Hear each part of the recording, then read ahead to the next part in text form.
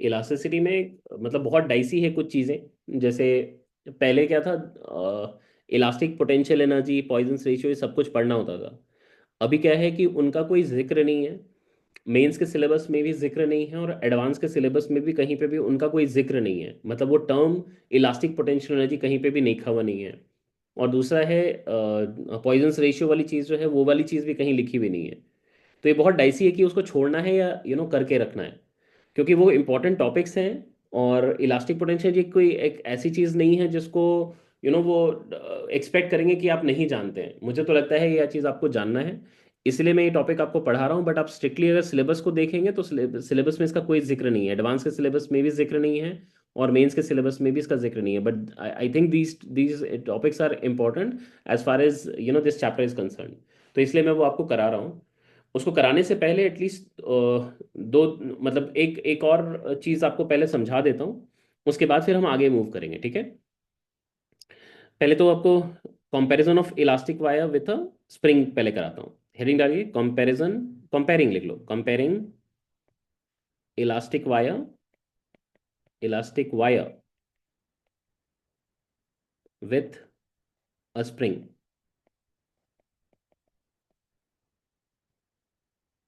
देखो कितनी सिमिलैरिटीज हैं दोनों में, थोड़ा सा कंपेयर करके देखो ध्यान से। जैसे मान लो कि अगर हम यहाँ पे एक स्प्रिंग लेते हैं, ठीक है, वी टेक अ स्प्रिंग, और हम कहते हैं कि इस स्प्रिंग की एक नेचुरल लेंथ है, ये के दिखाते हैं, और इसको एक नेचुरल लेंथ पे हम दिखाते हैं। फिर हम कहते हैं कि अगर हम इस पे एक फोर्स लगाएंगे तो इक्विलिब्रियम में ये थोड़ा सा स्ट्रेच हो जाएगा,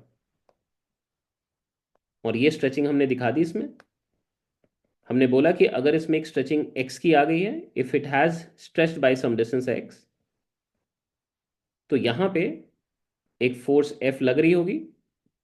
ये स्प्रिंग कांस्टेंट के का है, तो इसको काउंटर बैलेंस करने के लिए यहाँ पे स्प्रिंग एक रिस्टोरिंग फोर्स लगाती है, जिसको हम के एक्स से इक्वेट करते हैं। तो आपको ये पता चल जाता है कि भाई ये फोर्स अप्लाइड किससे मैच करनी चाहिए, रिस्टोरिंग फोर्स के एक्स से मैच करनी चाहिए अगर इक्विलिब्रियम आ चुकी है तो। इसी को रिलेट करो आप अपने इलास्टिसिटी में। हमने क्या किया यहाँ पे, हमने एक एंड पे एक वायर को मान लो फिक्स कर दिया, और हम यहाँ पे उस वायर को ऐसे दिखा रहे हैं। इसमें हमें क्या क्या पता होता है, यंग्स मॉडल्स पता होती है इसकी, एरिया पता होती है, और इसका लेंथ भी पता होता है। और फिर क्या करते हैं हम बोलते हैं कि इस पे हमने एक स्ट्रेचिंग फोर्स लगाया, और स्ट्रेचिंग फोर्स को लगाने की वजह से अब ये थोड़ा लंबा हो चुका है, तो हम इसको लंबा होता हुआ भी दिखा देते हैं कि भाई ये लंबी होके अब थोड़ी सी आगे जा चुका है।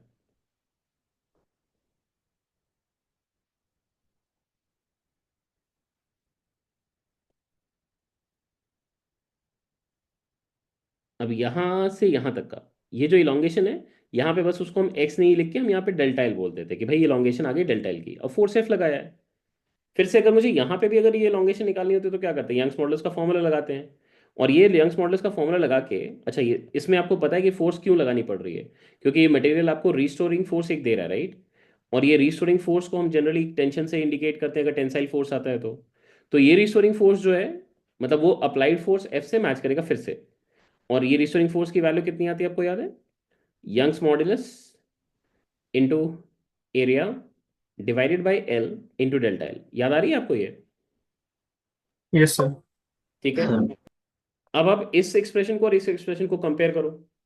यहां पे भी हम कह रहे हैं कि जो फोर्स आएगी वो प्रोपोर्शनल टू इलोंगेशन आएगा, और एक प्रोपोर्शनलिटी कांस्टेंट है के का। यहां पे भी देखो हम कह रहे हैं कि ये फोर्स आएगा एक इलोंगेशन के साथ डायरेक्टली प्रोपोर्शनल। यहां पे जो प्रोपोर्शनलिटी कांस्टेंट है वो वाई ए बाई एल है। क्या ये वाई ए बाई एल इस मटेरियल के लिए कांस्टेंट है या नहीं, इस वायर के लिए एक कांस्टेंट क्वांटिटी है या नहीं है? जैसे इस स्प्रिंग के लिए के कांस्टेंट है, क्या इस वायर के लिए Y A by L constant है या नहीं है? हाँ सर। है। हाँ क्या सर। हम ये कह सकते हैं कि ये जो वाई ए बाई एल है वो इस वायर का इक्विवेलेंट स्प्रिंग कांस्टेंट है, कह सकते हैं या नहीं? कह सकते हैं। Yes, sir. सो देयरफॉर हम यहां पे अब इन दोनों को कंपेयर करके बता रहे हैं। So comparing the two results, comparing the two results, we say we say equivalent, equivalent spring constant और force constant of wire, of wire is, इसको अब के इक्विवेलेंट से इंडिकेट कर रहे हैं, और ये आ रही है YA/L आ रही है। ठीक है, ये उसकी इक्विवेलेंट स्प्रिंग कांस्टेंट हो गई। अब ये सोच के देखो, जैसे हम इसको जब हम खींचते हैं, व्हेन यू पुल इट, आपको वर्क करना पड़ता है ना। Do we have to perform work in pulling this? Yes. करते यस हैं। सर। कितनी का वर्क करते हैं? ये एक वेरिएबल फोर्स का वर्क निकालना है तो क्या करते हैं? इंटीग्रेशन से ही तो निकालते हैं ना, KX/dx से इंटीग्रेट करते हैं, हाँ 0 से सर। लेके x तक। और ये एग्जैक्टली KX²/2 आता है, आता है नहीं आता? सर। आता है। इसका मतलब क्या आया? इसका मतलब ये आया कि हमने जो यहाँ पे स्प्रिंग में, जैसे हम बोलते हैं स्प्रिंग को जब हम स्ट्रेच करते हैं, तो स्प्रिंग के रिस्टोरिंग फोर्स के अगेंस्ट हमको वर्क परफॉर्म करने के लिए, सिंस हम एक पॉजिटिव वर्क परफॉर्म कर रहे हैं सिस्टम पे, तो हम उस सिस्टम की एनर्जी को बढ़ा देते हैं, जो कि आपको इलास्टिक पोटेंशियल, जो कि वहां पे आपको स्प्रिंग पोटेंशियल के फॉर्म में दिखता है। यहाँ पे भी क्या कर रहे हैं हम, इस एटम को जब हम इस बार को स्ट्रेच कर रहे हैं, तो उसके जो कंजिक्यूटिव एटम्स हैं, उन एटम्स के बीच की सेपरेशन को हम क्या कर रहे हैं? इंक्रीज कर रहे हैं। और सेपरेशन इंक्रीज करने के लिए जब भी आप रिस्टोरिंग, मतलब जब भी आप अट्रैक्टिव फोर्स के अगेंस्ट में मासेस को अगर दूर खींचते हो, तो फिर उस केस में उसकी पोटेंशियल जो है वो आप बढ़ाते ही हो। आप मासेस के साथ रिलेट कर लो अपने ग्रेविटेशन के सही चैप्टर से ही, कि दो मासेस अगर अट्रैक्टिव फोर्सेस में आप उनको स्ट्रेच करके दूर लेके जाते हो, तो क्या उसकी पोटेंशियल बढ़ती है नहीं बढ़ती है? बढ़ती है नहीं बढ़ती है? बढ़ती बढ़ती है। है। तो एग्जैक्टली सेम चीज यहाँ पे भी हो रहा है, जब आप उनको स्ट्रेच करके खींच रहे हो, तो उसमें एक एटम दूसरे एटम से अट्रैक्टिव फोर्सेस से क्या थे? बाउंड थे। तो जब आपने उनको स्ट्रेच किया तो आप उनको दूर लेके जा रहे हो, so you are basically increasing the potential of the system. और ये जो पोटेंशियल इंक्रीज कर रहे हो आप, मॉलिक्यूलर लेवल पे इंक्रीज कर रहे हो, हर एक सक्सेसिव एटम्स के बीच का इंटरेक्शन की चेंजेस आप ला रहे हो। और उसी को जब आप बल्क में कैलकुलेट कर रहे हो, तो हम उसको इलास्टिक पोटेंशियल का नाम दे रहे हैं। जैसे हम यहाँ पे इलास्टिक पोटेंशियल जैसे हम यहाँ पे स्प्रिंग पोटेंशियल देखते हैं, हाफ के x² का है, तो वैसे यहाँ पे इलास्टिक पोटेंशियल हमें क्या देखना चाहिए बताओ?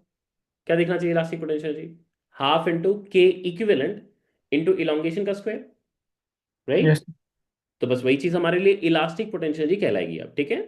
तो अब बस उसको मेंशन कर लेते हैं, लिखिए therefore as as as in spring, as in spring comma देके लिखो, the external agent performs a positive work in stretching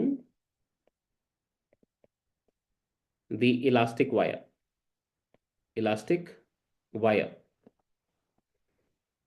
which goes on to increase the potential energy of interaction between atoms. This collectively is termed as elastic potential energy। Term को ध्यान रखिएगा, elastic potential हम नाम दे रहे हैं। और इस elastic potential की वैल्यू को हम आप आराम से निकाल सकते हैं।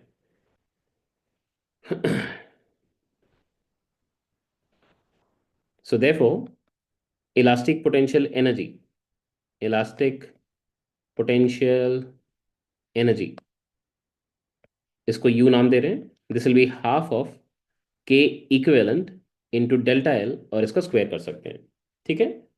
इसको चाहें आप तो ऐसा भी लिख सकते हो, हाफ ऑफ के इक्विवेलेंट इंटू डेल्टा एल, और उसके साथ फिर वापस से डेल्टा एल को मल्टीप्लाई कर दिया।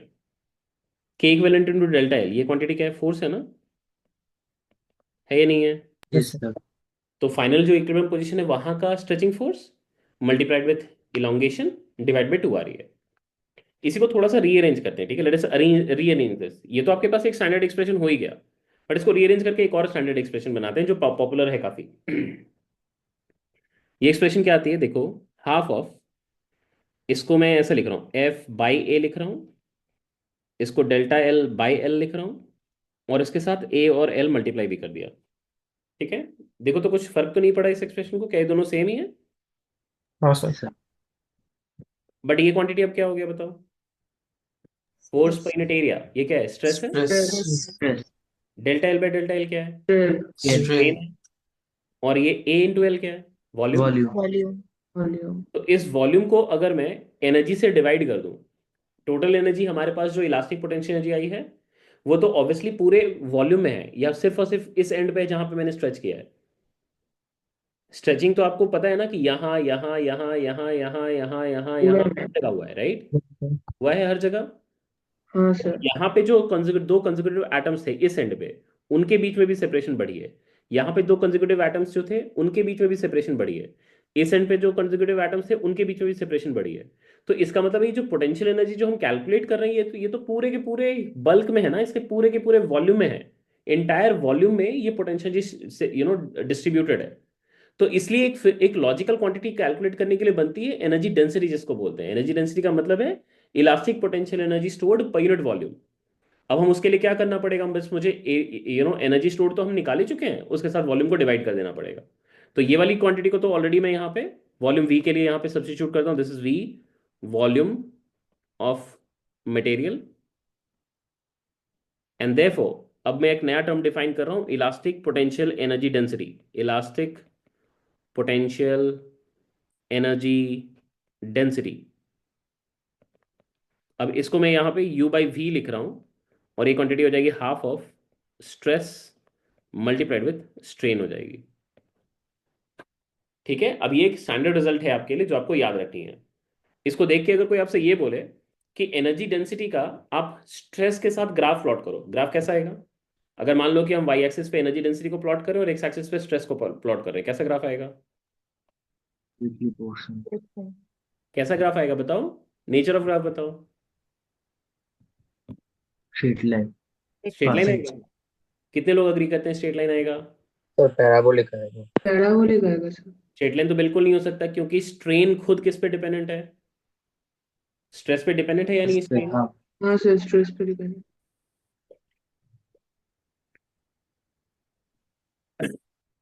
जब भी आपको कोई भी एक, ये बार बार ही बोला है मैंने, बहुत बार बोला है कि अगर कोई बोलता है y equal to A B है, तो y प्रोपोर्शनल टू ए हम कब बोल सकते हैं? बी कांस्टेंट होगा। गुड। कांस्टेंट होगा। अगर b कांस्टेंट हो, अगर b खुद a पे डिपेंडेंट है, b इज डिपेंडेंट ऑन ए, तो क्या हम बोल पाएंगे कि y प्रोपोर्शनल टू ए है? नहीं सर। नहीं सर। सेम चीज सोचो यहाँ पे फॉर्मूला आया हाफ स्ट्रेस इंटू स्ट्रेन आया है। अब हमको ये पता है कि स्ट्रेस और स्ट्रेन का रेशियो एक कांस्टेंट क्वांटिटी है, तो स्ट्रेन तो खुद स्ट्रेस पे डिपेंडेंट है, तो हम स्ट्रेट लाइन कैसे बोल पाएंगे? तो अगर मैं वो रिप्लेस करूं तो क्या बनेगा बताओ? अगर मैं यहाँ पे लिखूं तो क्या आएगा? ये हाफ ऑफ स्ट्रेन इज कितना? Stress by Young's modulus, right. Yes. Yes sir. ये क्वांटिटी क्या बनेगा बताओ? स्ट्रेस का स्क्वायर बाई यंग्स मॉडुलस, बनेगा नहीं बनेगा? आई बात समझ यस में? सर। Yes sir. अब देखो, क्या हम ये बोल सकते हैं कि energy density proportional to stress का स्क्वायर है? क्यों? क्योंकि यंग्स मॉडुलस क्या है, कांस्टेंट ही तो है ना एक मटेरियल के लिए। आई बात समझ में आप सभी को? Yes sir. ठीक है। यस। एक चीज ये सोच के देखो, अगर एक रॉड आप लेते हो, लेट से आपने एक रॉड लिया, इस रॉड में एक एंड पे अगर टेंशन और दूसरे एंड पे टेंशन अगर वेरिएबल है, ऐसे वेरिएबल टेंशन वाले केस तो हमने किए ही हैं, किए ही नहीं किए हैं? Yes sir. Yes sir. तब उस केस में स्ट्रेस कांस्टेंट होगा या वेरिएबल होगा? स्ट्रेस कांस्टेंट होगा या वेरिएबल होगा? वेरिएबल। वेरिएबल होगा, ऑब्वियस है।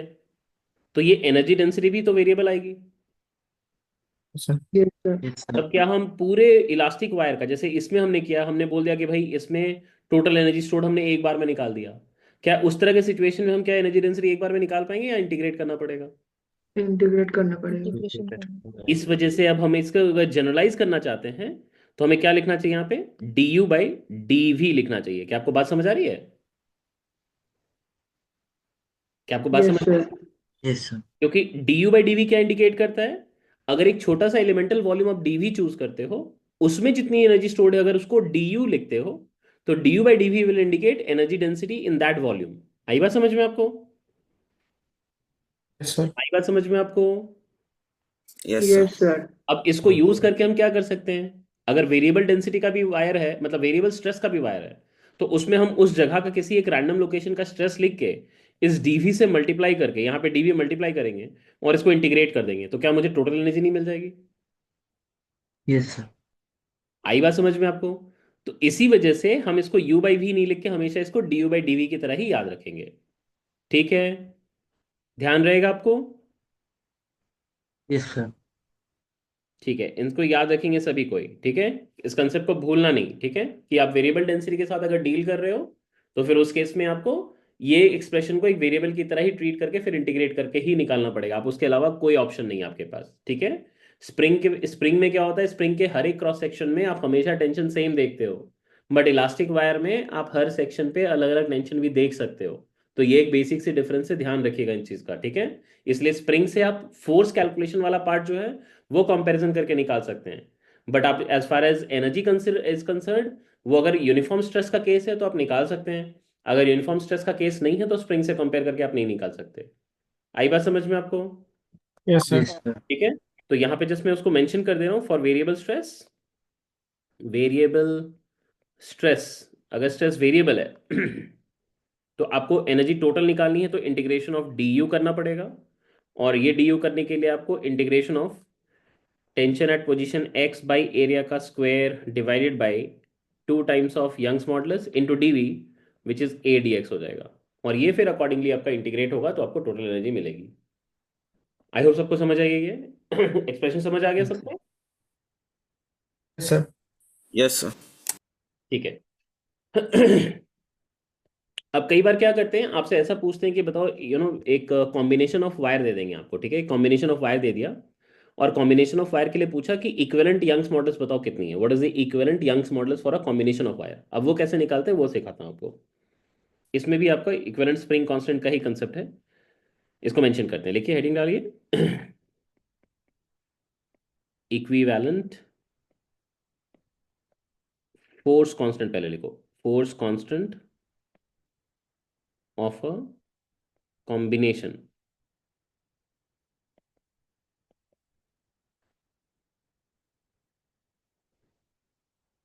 स्प्रिंग से ही रिलेट करते हैं। जैसे मान लो कि आपके पास एक सीरीज कॉम्बिनेशन दी हुई है हमने। ठीक है, सीरीज कॉम्बिनेशन का मतलब होता है कि एक एंड ऑफ स्प्रिंग से दूसरी एंड ऑफ स्प्रिंग आपकी कनेक्टेड है। ठीक है, ये है सीरीज कॉम्बिनेशन का मतलब यहाँ पे आप ऐसा दिखा सकते हो, एक एंड पे हमने स्प्रिंग को फिक्स किया, इसको यहाँ पे खोला, अब यहीं से हमारा दूसरा स्प्रिंग लग गया। अब ये ऐसी सिचुएशन पे है।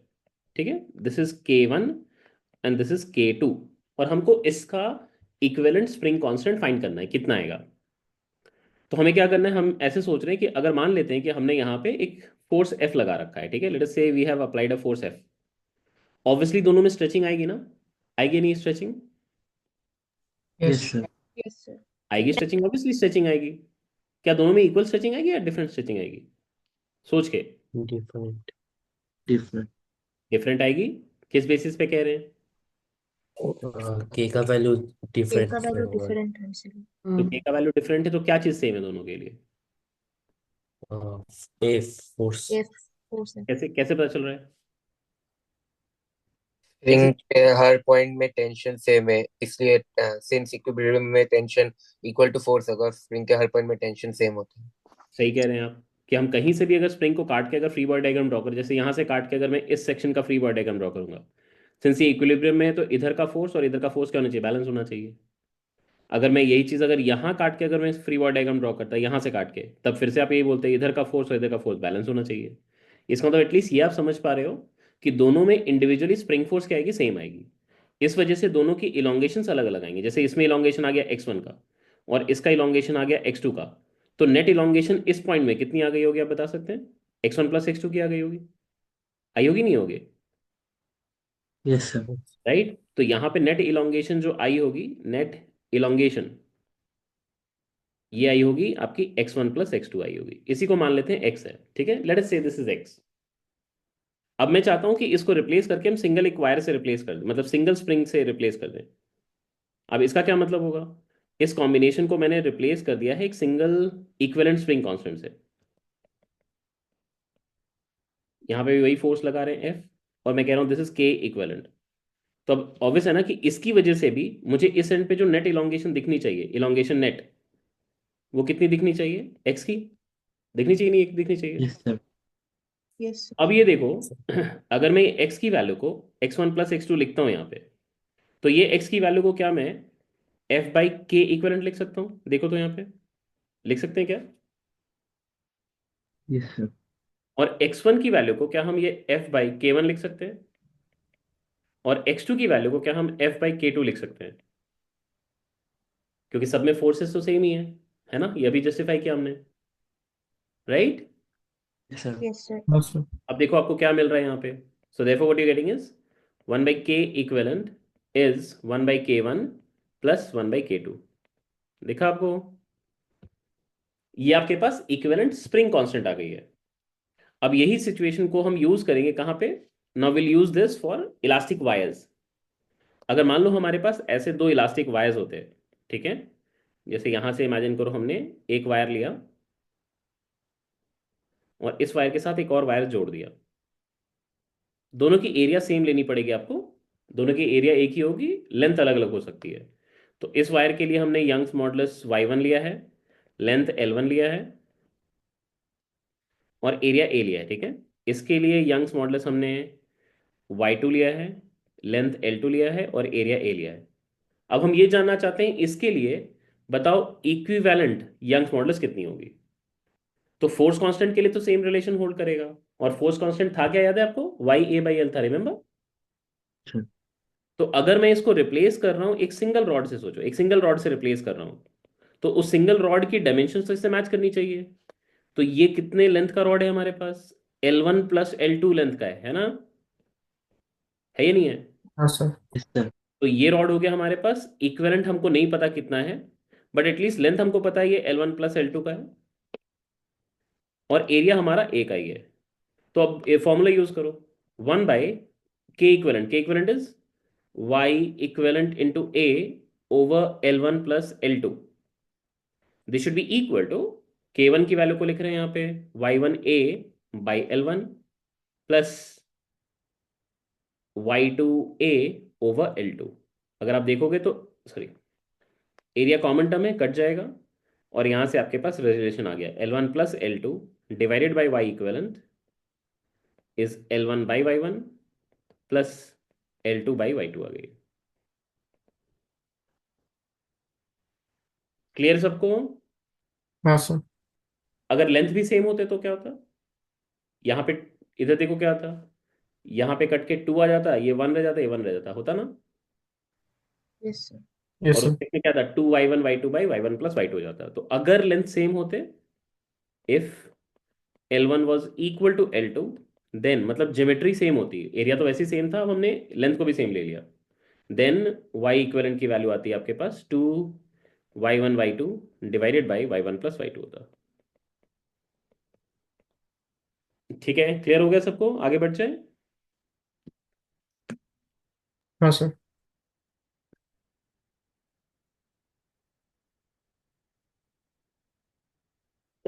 ये थी हमारी सीरीज कॉम्बिनेशन। अब हम आते हैं पैरेलल कॉम्बिनेशन पे।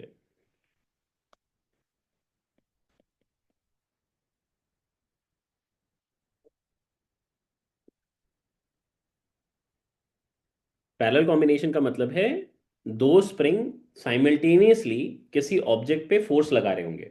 जैसे यहाँ पे इसमें क्या है, अगर मान लो मैं यहाँ पे एक ब्लॉक लगा दूं और उसको खींचूं मैं, तो ये ब्लॉक पे फोर्स जो है वो सिर्फ ये वाली स्प्रिंग लगा रही होगी, ये वाला स्प्रिंग उससे कनेक्टेड नहीं है तो वो फोर्स लगा नहीं सकता। बट इस बार हम क्या करेंगे, दोनों को एक साथ लगाएंगे, ठीक है? तो ऐसा कुछ सिनारियो है हमारे पास। जैसे ये वाली एंड को फिक्स किया हमने और यहाँ पे एक स्प्रिंग लगा दिया और यहाँ पे एक स्प्रिंग लगा दिया और इन दोनों को एक एंड पे लाके हमने जोड़ दिया यहाँ पे। और अब हम क्या कर रहे हैं, यहां से इसको खींच रहे हैं, इस एंड से खींच रहे हैं। तो अब इस बार सोच के बताओ कि इन दोनों में इलोंगेशन सेम आएगी या अलग आएगी? सेम आएगी। Same सेम आएगा. आएगी। ये डेफिनेटली सेम आएगा। तो इधर से जो इलोंगेशन आएगी, अगर इधर से एक्स आई इलोंगेशन, तो इधर से भी इलोंगेशन आपकी एक्स की आ जाएगी। आई होप आपको बात समझ आ रही है सबको? समझ आ रही है? यस। Yes sir. अगर मैं इसको रिप्लेस करूं एक सिंगल स्प्रिंग से, एक सिंगल स्प्रिंग से अगर रिप्लेस करूं,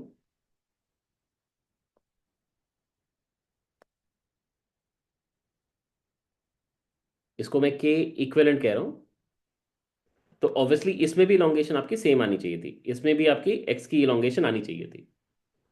तो अब हमारे पास तुम देखो, ये वाली जैसे तुम ऐसे सोच के देखो, अगर यहाँ पे कोई एक लड़का है जो तुम्हारे हाथ को पकड़ा हुआ है इधर से, और यहाँ पे कोई और भी लड़का है जो तुम्हारे हाथ को पकड़ा हुआ है, तो तुम अगर इधर से ऐसे अपने आर्म्स को स्ट्रेच करके हो यहाँ पे खड़े, तो फिर तुमको इन दोनों को खींचना पड़ेगा नहीं एक साथ, अगर आगे मूव करना है तो यस खींचना सर। पड़ेगा नहीं खींचना पड़ेगा। हाँ सर। तो यस वही सर। सेम चीज यहाँ पे भी है। यहाँ पे जो ये बार है, जैसे ये बार है, ये बार तो इस स्प्रिंग से भी कनेक्टेड और इस स्प्रिंग से भी कनेक्टेड है।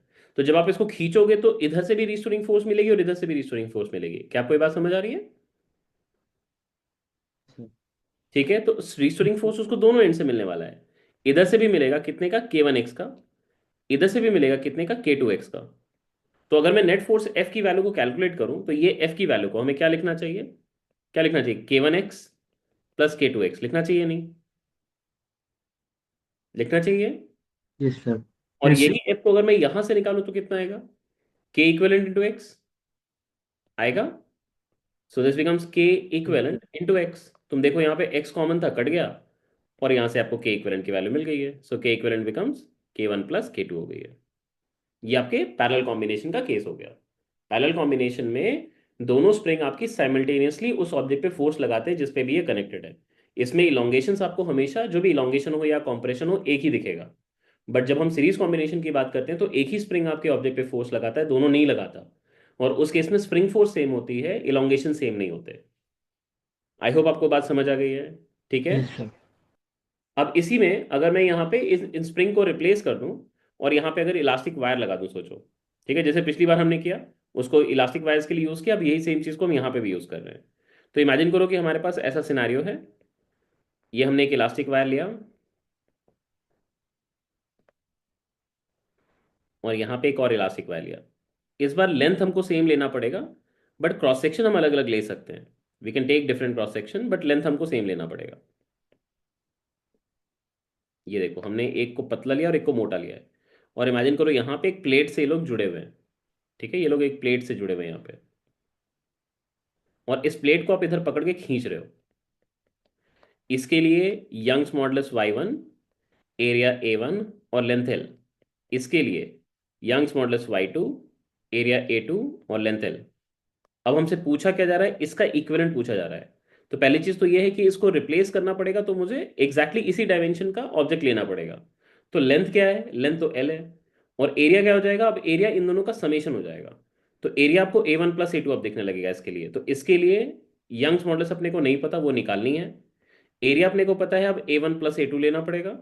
और लेंथ आपको L ही लेना पड़ेगा, लेंथ ऐड नहीं करेंगे क्योंकि लेंथ आपका दोनों का सेम ही है। उस तरफ से पैरेलली आप देखो तो आपको समझ आएगा। और यहां से सेम चीज आपको फिर से फोर्स लगानी है। तुम देखो यहाँ पे जब हम फोर्स लगाएंगे तो उसको इधर से भी रिस्टोरिंग फोर्स मिलेगा, इधर से भी मिलेगा, मिलेगा नहीं मिलेगा? तो क्या ये सेम कंडीशन हुआ या नहीं हुआ? हुआ ही नहीं हुआ yes same condition? Yes, sir. सही हुआ है। सर।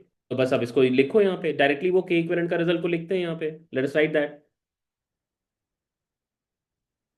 देखो, सो हम के इक्विवेलेंट की वैल्यू को लिख रहे हैं, ठीक है। सो देयरफॉर के इक्विवेलेंट की वैल्यू कितनी है, Y equivalent into A1 plus A2 divided by L। ठीक है, Y A by L, this should be equal to Y1 A1 over L plus Y2 A2 over L। और ये L सब में common है, कट जाएगा, और आपको यहाँ से y इक्वलेंट की वैल्यू मिल गई है। This is Y1 A1 plus Y2 A2 divided by A1 plus A2। यही आपका एंड रिजल्ट हो गया। अब अगर आपको एरिया भी सेम दे दिया उन्होंने, इसी पे अगर एरिया भी सेम दे दिया, if A1 is equal to A2, then y equivalent की वैल्यू हो जाएगी Y1 plus Y2 divided by 2 आ जाएगी। That's the end result. I hope सबको समझ आ गई है, क्लियर है? Yes sir. Yes sir. ठीक है, चलो अभी एक और छोटी सी थियोरेटिकल चीज़ है, उसको कंप्लीट कर लेते हैं। पॉइजन रेशियो लिखो।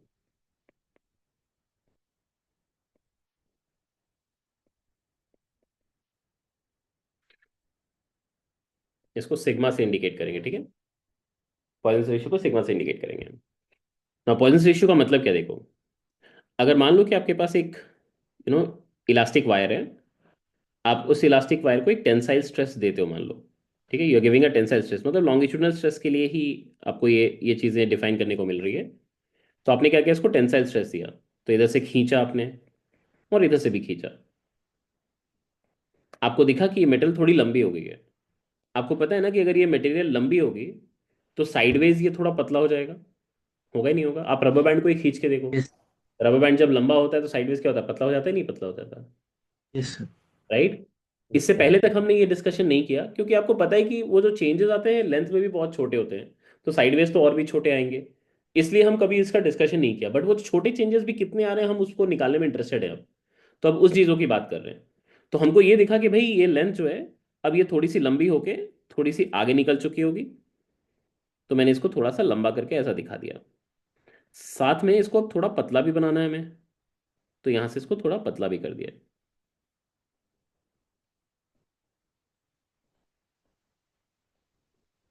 ये रहा। पहले जो इसकी लेंथ थी, पहले यहां से यहां तक की लेंथ, ये लेंथ को मान लेते हैं एल थी, और अभी जो स्ट्रेच करने के बाद लेंथ हो गई है, इस लेंथ को मान लेते हैं हम लोग एल प्लस डेल्टा एल हो चुकी है।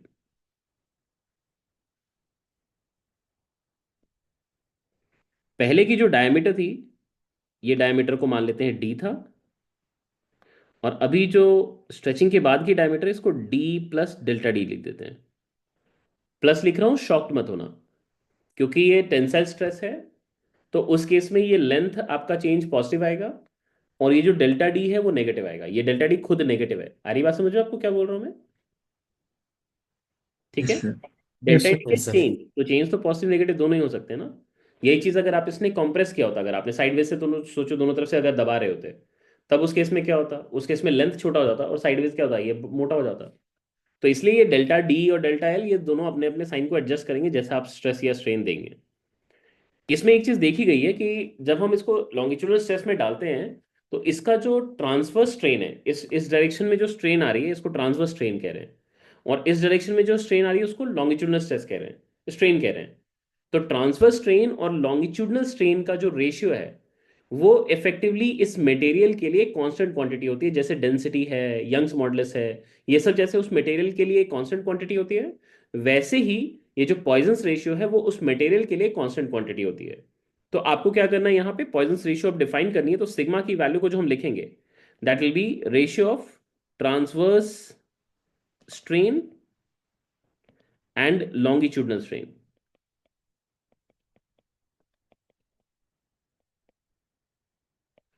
और ये क्वांटिटी आ जाएगी आपके लिए del D by D by del L over L. इस क्वांटिटी को जस्ट एक पॉजिटिव बनाने के लिए हम यहाँ पे अपनी तरफ से एक नेगेटिव डाल देते हैं। We just put a negative sign over here just to make this quantity a positive quantity. Majority of material ऐसे होते हैं, मेजॉरिटी ऑफ मटेरियल ऐसे मटेरियल्स होते हैं जिसके लिए अगर आप लेंथ का चेंज पॉजिटिव करते हो तो डायमीटर का चेंज आपका नेगेटिव आएगा। इसीलिए ये क्वांटिटी में एक नेगेटिव हम अपनी तरफ से और इंट्रोड्यूस करते हैं, ताकि सिग्मा को हम क्या कर सकें, एक पॉजिटिव चीज की तरह दिखा सकें।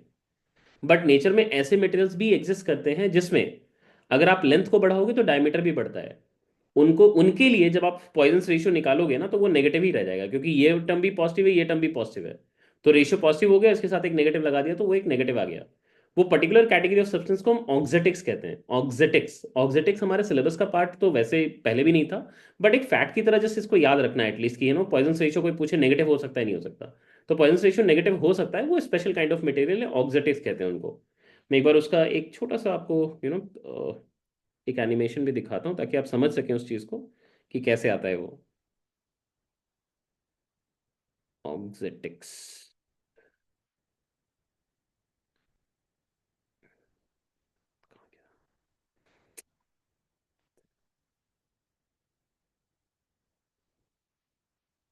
ये रहा।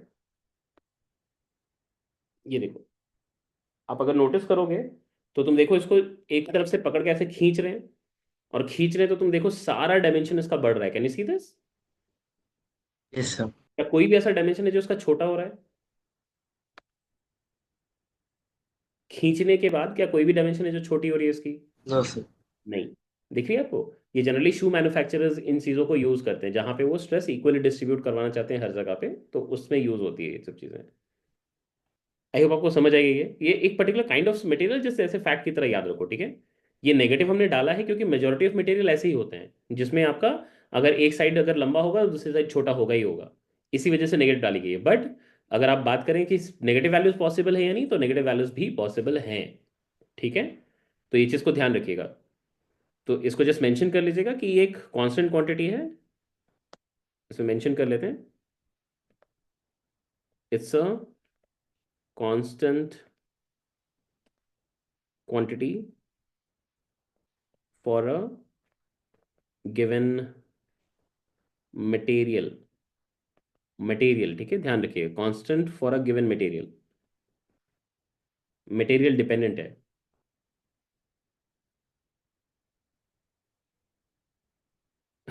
थ्योरेटिकली अगर हम बात करें तो इसकी वैल्यूज, सिग्मा की वैल्यू ग्रेटर देन और इक्वल टू -1 होती है और लेस देन और इक्वल टू 0.5 होती है।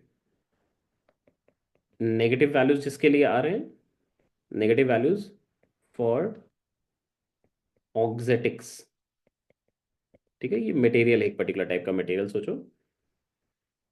मोस्ट मटेरियल्स के लिए पॉजिटिव होगी, most materials have a positive value. एक अगर आप नोटिस करोगे तो पॉजिटिव में सबसे बड़ी वैल्यू जो है वो 0.5 की है, और ये 0.5 कब आता है वो आपको दिखाता हूँ। अगर मान लो कि इस मटेरियल के लिए आपको पूछा जाए कि वॉल्यूमेट्रिक स्ट्रेन कितनी है, तो वॉल्यूमेट्रिक स्ट्रेन कैसे निकालते हैं हम? डेल वी बाई वी करके। अगर वॉल्यूम हम लिख रहे हैं कितनी है, πd/2 का स्क्वायर इंटू एल, तो अगर मैं del V by D V निकालूं, डेल वी बाई वी, तो क्या इसको लिख सकते हैं 2 times of del D by D plus del L by L होगा, लिख सकते हैं क्या ऐसा? लिख सकते यस हैं। और अब आप डेल डी बाई डी की वैल्यू को यहाँ से पिकअप करके डालो, तो ये वैल्यू क्या हो जाएगी नेक्स्ट स्टेप में, देखो क्या ये वैल्यू आपको दिख रही है? This becomes equal to 1 - 2 sigma, 1 - 2 sigma into del D by D आ रही है, can you see, sorry del L by L आ रही है। दिख रही है आपको क्या? दिख रही है? Yes sir. Yes, sir. अब ये सोच के देखो, अगर मैंने आपको बता दिया कि मटेरियल के लिए वॉल्यूम या डेंसिटी चेंज नहीं हो रही है ऑन स्ट्रेचिंग, मैंने बोला कि जब हमने इसको स्ट्रेच किया, इस मटेरियल के लिए डेंसिटी चेंज नहीं की। डेंसिटी चेंज नहीं करने का क्या मतलब है? वॉल्यूम भी चेंज नहीं किया होगा, राइट? Yes sir. और अगर वॉल्यूम चेंज नहीं किया तो डेल वी बाई वी क्या आएगा? 0 आएगा या नहीं? Yes sir. Yes, sir. Yes और सर। अगर डेल वी बाई वी 0 आ गया, सोचो अगर डेल वी बाई वी 0 आ गया, तो क्या 1 - 2 सिग्मा भी 0 नहीं होगा? होगा। हाँ। Yes sir. और अगर 1 - 2 सिग्मा 0 आया तो सिग्मा का वैल्यू कितना आया? 0.5 आया। हाँ सर। पास। तो ये चीज को आपको एक फैक्ट की तरह याद रखनी है कि अगर कभी भी क्वेश्चन में ऐसा बोल दिया उन्होंने कि वॉल्यूम में कोई चेंजेस आपको नहीं दिख रहे हैं या डेंसिटी में कोई चेंजेस नहीं दिख रहे हैं और पॉइजन रेशियो पूछा आपसे, तो एकदम बिल्कुल आंख बंद करके वहां पर सिग्मा की वैल्यू को 0.5 मार्क कर लेना। एंड वाइस वर्सा भी ट्रू है, मतलब जैसे वॉल्यूम चेंज नहीं हो रही तो सिग्मा की वैल्यू 0.5 है, वैसे ही अगर सिग्मा की वैल्यू 0.5 है तो वॉल्यूम का चेंज 0 होगा। आई बात समझ में आपको? Yes sir. ठीक है, तो इसको जस्ट मेंशन कर लीजिए यहाँ पे, लिखिए therefore if the density and hence volume is known to be constant, मतलब बोला है क्वेश्चन में known to be constant on stretching, then del v by v is equal to 0 gives sigma is equal to 0.5। ठीक है, याद रखिएगा, del we अगर sigma 0.5 है, इसका मतलब वॉल्यूम विल बी कांस्टेंट या फिर डेंसिटी भी कांस्टेंट। ठीक है, इसको याद रखिएगा, भूलिएगा नहीं। ऐसे क्वेश्चन कहीं पे भी दिखे एकदम बिल्कुल बेधड़क मार्क करिए और भागिए वहां से, टाइम वेस्ट करने का जरूरत ही नहीं वहां। ध्यान रहेगा आप सभी को? Yes sir. Okay, next reading डालिए। Loss in energy due to sudden stretching.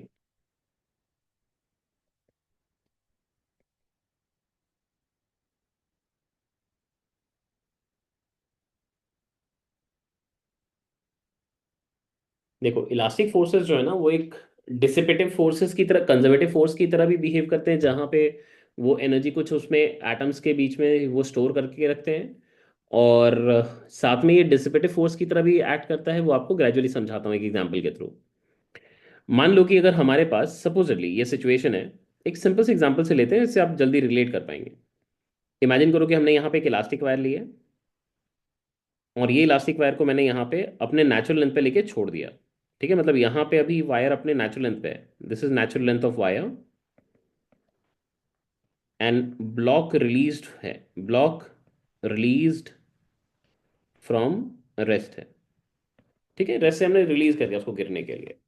इसके लिए आपको सारे पैरामीटर्स दिए हुए हैं, यंग्स मॉडुलस, एरिया, लेंथ, ये सब कुछ दिया हुआ है।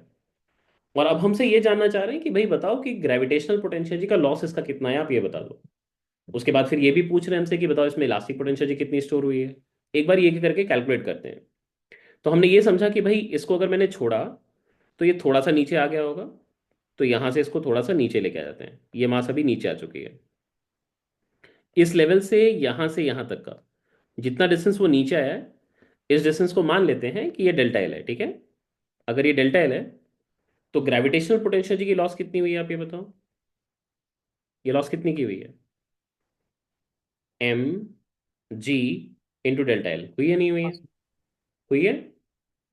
सर। अब ये बताओ कि इलास्टिक पोटेंशियल जी का गेन कितना हुआ है, what is the gain in elastic potential जी, बताओ। Half into K equivalent into delta L का स्क्वायर, सही है। यहाँ पे वो हम क्यों कर पा रहे हैं? क्योंकि आपको पता है यहाँ पे हर जगह पे स्ट्रेस सेम है या नहीं है। क्या हमको इंटीग्रेट करने की जरूरत है या डायरेक्टली कर सकते हैं इसको, सोचो एक बार। ये वायर का क्या कोई मास वगैरह हमको दिया है? नहीं दिया है। तो इसमें यहाँ से यहाँ तक स्ट्रेस तो हर हर जगह पे हम सेम ही मानेंगे ना, मानेंगे नहीं मानेंगे? हाँ सर। हाँ सर। अब आपके पास ये एक्सप्रेशन क्या आएगा? हाफ ऑफ एफ, एफ कितनी है? एम जी, और उसके साथ इलोंगेशन डेल्टा एल मल्टीप्लाई हो गया। आया समझ में आपको? आया समझ में? हाँ सर। तो अभी आप ये चेक करके देखो। अच्छा, यहाँ पे डायग्राम में दिखा देता हूँ ताकि आपको रिलेट हो बाद में। ठीक है, ये के टाइम्स ऑफ डेल्टा एल यहाँ पे फोर्स है और यहाँ पे एम जी फोर्स है। ठीक है, वो दोनों आपस में बैलेंस हुए इसलिए मैंने उनको इक्वेट किया। अब एक इंटरेस्टिंग चीज आप नोटिस करो, ग्रेविटेशनल पोटेंशियल का लॉस हुआ है एम जी एल का, एम जी डेल्टा एल का, और इलास्टिक पोटेंशियल का गेन हुआ है M G delta L by two का ही। तो बाकी आधा कहाँ गया? Where's remaining half? वो परमानेंटली लॉस हो गया है। वो लॉस क्यों हुआ है? अगर आप उसको सोचोगे तो आपको ध्यान आएगा। इसमें एक चीज बस आपको फैक्ट की तरह ध्यान रखनी है, वो ये है कि जैसे एक्सेलरेटेड चार्जेस जहां पे भी आपको दिखते हैं, कहीं पे भी अगर आपको चार्जेस दिख रहे हैं एक्सेलरेट करते हुए, तो वो खुद इलेक्ट्रोमैग्नेटिक रेडिएशन के सोर्स होते हैं। फिर से बोल रहा हूं, accelerated charges are a source of electromagnetic radiation. अगर कहीं पे भी आप चार्ज को एक्सेलरेट करा रहे हो, वो इलेक्ट्रोमैग्नेटिक रेडिएशन एमिट करता है। अब इसको यहां पे क्यों बोल रहा हूं मैं आपको समझाता हूं। तुम ये याद करो,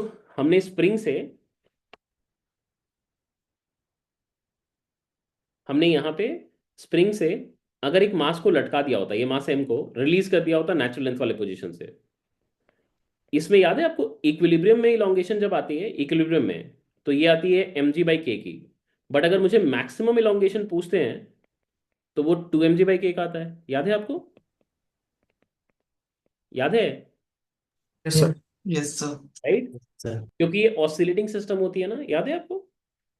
राइट, यस जब सर। ये नेचुरल लेंथ से इक्विलिब्रियम तक जाएगा तब ऑलरेडी वेलोसिटी गेन कर चुका होगा, इसलिए वहां रुकेगा नहीं। उस पोजीशन को क्रॉस करके नीचे की तरफ चला जाता है, उसके बाद फिर डिसलरेट करना स्टार्ट करता है, एक पॉइंट पे रुकता है, फिर वापस से आता है। तो इस केस में ये ऑसिलेटिंग सिस्टम बन जाती है। ये ऑसिलेटिंग सिस्टम में अगर आप किसी तरह का एनर्जी का लॉस नहीं करवाते हैं, permanent permanent loss of energy, जैसे एयर फ्रिक्शन अगर होगा तो वो क्या करेगा? Permanent loss of energy cause कराएगा। अगर वो परमानेंट लॉस ऑफ एनर्जी आप नहीं कॉज कराते तब क्या करेगा? ये इनडेफिनेट टाइम तक ये ऑसिलेशन चलता रहेगा। बट प्रैक्टिकली देखोगे तो स्प्रिंग से अगर एक ब्लॉक को लटकाओगे और छोड़ोगे, तब वो तो थोड़ा थोड़ा ऑसिलेट करते करते करते करते करते करते करते करते फाइनली एक जगह पे रुकता है, नहीं रुकता? रुकता है ना, प्रैक्टिकली तो यही होता है। Yes, और sir. प्रैक्टिकली क्यों होता है? क्योंकि प्रैक्टिकली तो डैम्पिंग होगी। डैम्पिंग मतलब एयर फ्रिक्शन की वजह से उसकी जो एम्पलीट्यूड है ऑसिलेशन की, वो तो लगातार घटती जाएगी, क्योंकि वो कंटिन्यूसली एनर्जी उस सिस्टम से ड्रॉ आउट कर रहा होगा। इसका मतलब यहाँ पे, जैसे वहां पे स्प्रिंग में, स्प्रिंग को जब आप एयर में छोड़ते हो तो वहां पे ऑसिलेशन डैम्प आउट हो जाती है, वैसे यहाँ पे भी ये ऑसिलेशन डैम्प हो रही है। बट वो आपको पता क्यों नहीं चलता है? क्योंकि पहली चीज तो ये इलोंगेशन खुद ही बहुत छोटी है। मैंने आपको ये समझाया है, बार बार ही समझाया है, बार बार इम्फेसाइज किया है कि इलोंगेशंस वगैरह डायग्राम में दिखाने के लिए हम इतना दिखा देते हैं, बट वो बहुत ही छोटी इलोंगेशंस होती है, जो जब तक आप स्केल लेके बैठेंगे नहीं तब तक आपको पता भी नहीं चलेगा इलोंगेशन आई है। तो इलोंगेशंस खुद ही बहुत छोटी है, जिसको मेजर करने के लिए आपको स्केल्स लगाने पड़ते हैं, आप नेगेड आई से देख के बता नहीं सकते। तो ऑसिलेशंस आपको कहाँ से दिखेगा? हाँ, बट ये ऑसिलेशंस किसकी हुई है इस बार? अगर आप देखोगे तो एटॉमिक स्केल पे जाके देखोगे तो दो एटम्स जो कंजुगेटिव एटम्स एक दूसरे के पास थे, उनके बीच में ऐसे ऐसे ऐसे ऐसे करके ऑसिलेशंस हुई होगी। क्या आप कैसे समझ पा रहे हैं मैं क्या कह रहा हूँ? सर। राइट। अब ये एटम्स है क्या? एटम्स तो चार्जेस ही हैं। एटम्स के मतलब सेंटर पे न्यूक्लियस है, उसके बाहर में इलेक्ट्रॉन का क्लाउड है। तो ये तो चार्जेस का इंटरेक्शन है, मतलब ये चार्जेस ही है जो एक्सेलरेट कर रहे हैं। तो ये चार्जेस जब एक्सेलरेट करेंगे तो सराउंडिंग में क्या करेंगे? इलेक्ट्रोमैग्नेटिक रेडिएशंस को बाहर एमिट करते रहेंगे। और ये इलेक्ट्रोमैग्नेटिक रेडिएशन का एक तरह का हीट एनर्जी है। और वो तो एक बार अगर जनरेट हो गई है तो आप उसको रिकवर नहीं कर सकते, you can not recover it. ये सराउंडिंग में वापस से क्या होगा? सराउंडिंग में क्या होगा? स्प्रेड आउट हो जाएगा। जैसे अगर आपने कैंडल जला दिया, अब एक कैंडल जलाया तो फिर कैंडल जलने के बाद जो वैक्स है, वो वैक्स मेल्ट आउट होके, मतलब वो बर्न होगा, उसके बाद फिर वो कार्बन बन के फिर सराउंडिंग में स्प्रेड आउट हो गया, और वो हीट जनरेट करके निकल गया। अब वो हीट जो सराउंडिंग को दे चुका है वो हम रिकवर तो नहीं कर सकते, we can not recover it. इसी वजह से कहते हैं कि इस तरह के सिचुएशंस में जहां पे आप उसको सडन स्ट्रेचिंग में छोड़ा, आपने सडन स्ट्रेचिंग का मतलब क्या है कि आपने उसको रिलीज के अंदर छोड़ दिया, तो सडनली वो उसको क्या करता है? नीचे पुल करता है, उसके बाद फिर वो डैम्प आउट होता है, एक पॉइंट पे जाके रुक जाता है। तो इस तरह के सिचुएशन में आपका परमानेंट लॉस ऑफ एनर्जी आना ही आना है।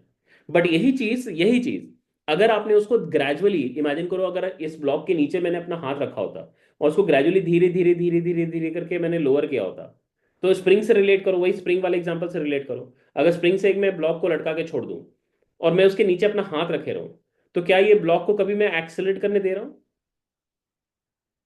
मैं नहीं, इस सर। ब्लॉक को कभी एक्सेलरेट करने दे रहा हूँ? नहीं। तो ये वेलोसिटी कभी गेन ही नहीं कर रहा है। तो जैसे ही अपने नेचुरल लेंथ वाले सॉरी इक्विलिब्रियम वाले पोजीशन पे आ जाएगा, उसके बाद मैं अपना हाथ को नीचे करूंगा, तो क्या मेरे हाथ के साथ वो नीचे जाएगा या वहीं पे पड़ा रह जाएगा? वहीं पे रह जाएगा। वहीं पे रह जाएगा, क्योंकि के एक्स और एन जी तो ऑलरेडी बैलेंस है, और उसके पास कोई इनर्शिया ऑफ मोशन है भी नहीं, तो वहीं का वहीं पड़ा रह जाएगा। तो उस तरह के सिचुएशन में आप कोई permanent loss of energy expect नहीं करेंगे। क्यों? क्योंकि वहां पे कोई डैम्पिंग हुई नहीं। वैसे ही सेम सिचुएशन, अगर इलास्टिक वायर को अगर मैंने अपने हाथ रख के अगर धीरे धीरे अगर उसको नीचे लोअर किया होता, तब आप कोई परमानेंट लॉस ऑफ एनर्जी की बात नहीं करते। हाँ, बट इस बार क्या होता? इस बार आप एज एन एक्सटर्नल एजेंट वो वाला एनर्जी को ड्रॉ आउट कर लिए होते। क्योंकि आप सोचो, जब आप उस ब्लॉक के ऊपर अपना हाथ रखे हुए हो, तो आपका फोर्स किस तरफ है? ऊपर की तरफ, बट आपका हाथ नीचे डिस्प्लेस कर रहा है। तो आप कैसा वर्क परफॉर्म कर रहे हो उस पर? पॉजिटिव या नेगेटिव? negative. नेगेटिव। हम जब किसी पे नेगेटिव वर्क करते हैं तो हम क्या मीन करते हैं? उससे एनर्जी बाहर खींच ले रहे हैं ना, हाँ, राइट? sir. और अगर हम किसी पे पॉजिटिव वर्क करते हैं, इसका मतलब हम उसकी एनर्जी को बढ़ा रहे हैं। यहाँ पे हमने क्या किया? अगर हम उसको धीरे धीरे लोअर किया तो हमने उसकी एनर्जी को क्या किया? घटाया। अगर आप देखोगे तो इलास्टिक पोटेंशियल एनर्जी का गेन तो वही M G delta L by two ही आएगा, और ग्रेविटेशनल पोटेंशियल एनर्जी का लॉस वही एम जी डेल्टा एल आएगा। तो ये जो डिफरेंस है M G delta L by two का, वो कहाँ गया? वो मैंने एज एन एक्सटर्नल एजेंट उस सिस्टम से एक्सट्रैक्ट आउट कर लिया। क्या आपको बात समझ आई? Yes, sir. ठीक है। बट हीट की अगर वो बात करें, कितना हीट जनरेट हुआ है, तो ये सिर्फ और सिर्फ सडन स्ट्रेचिंग में ही हो सकता है, स्लो स्ट्रेचिंग में नहीं हो सकता है। क्या आपको ये बात समझ आ गई है? हाँ, sir. Yes sir. जस्ट यहाँ पे मेंशन कर लीजिए, इनको लिखिए। 10, we can clearly see, we can clearly see that only half of the lost gravitational potential energy is converted into elastic potential energy, which is the recoverable part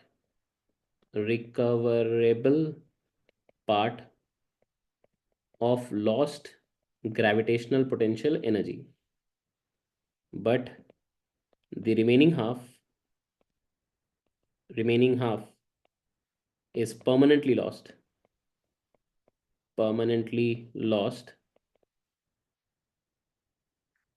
to surrounding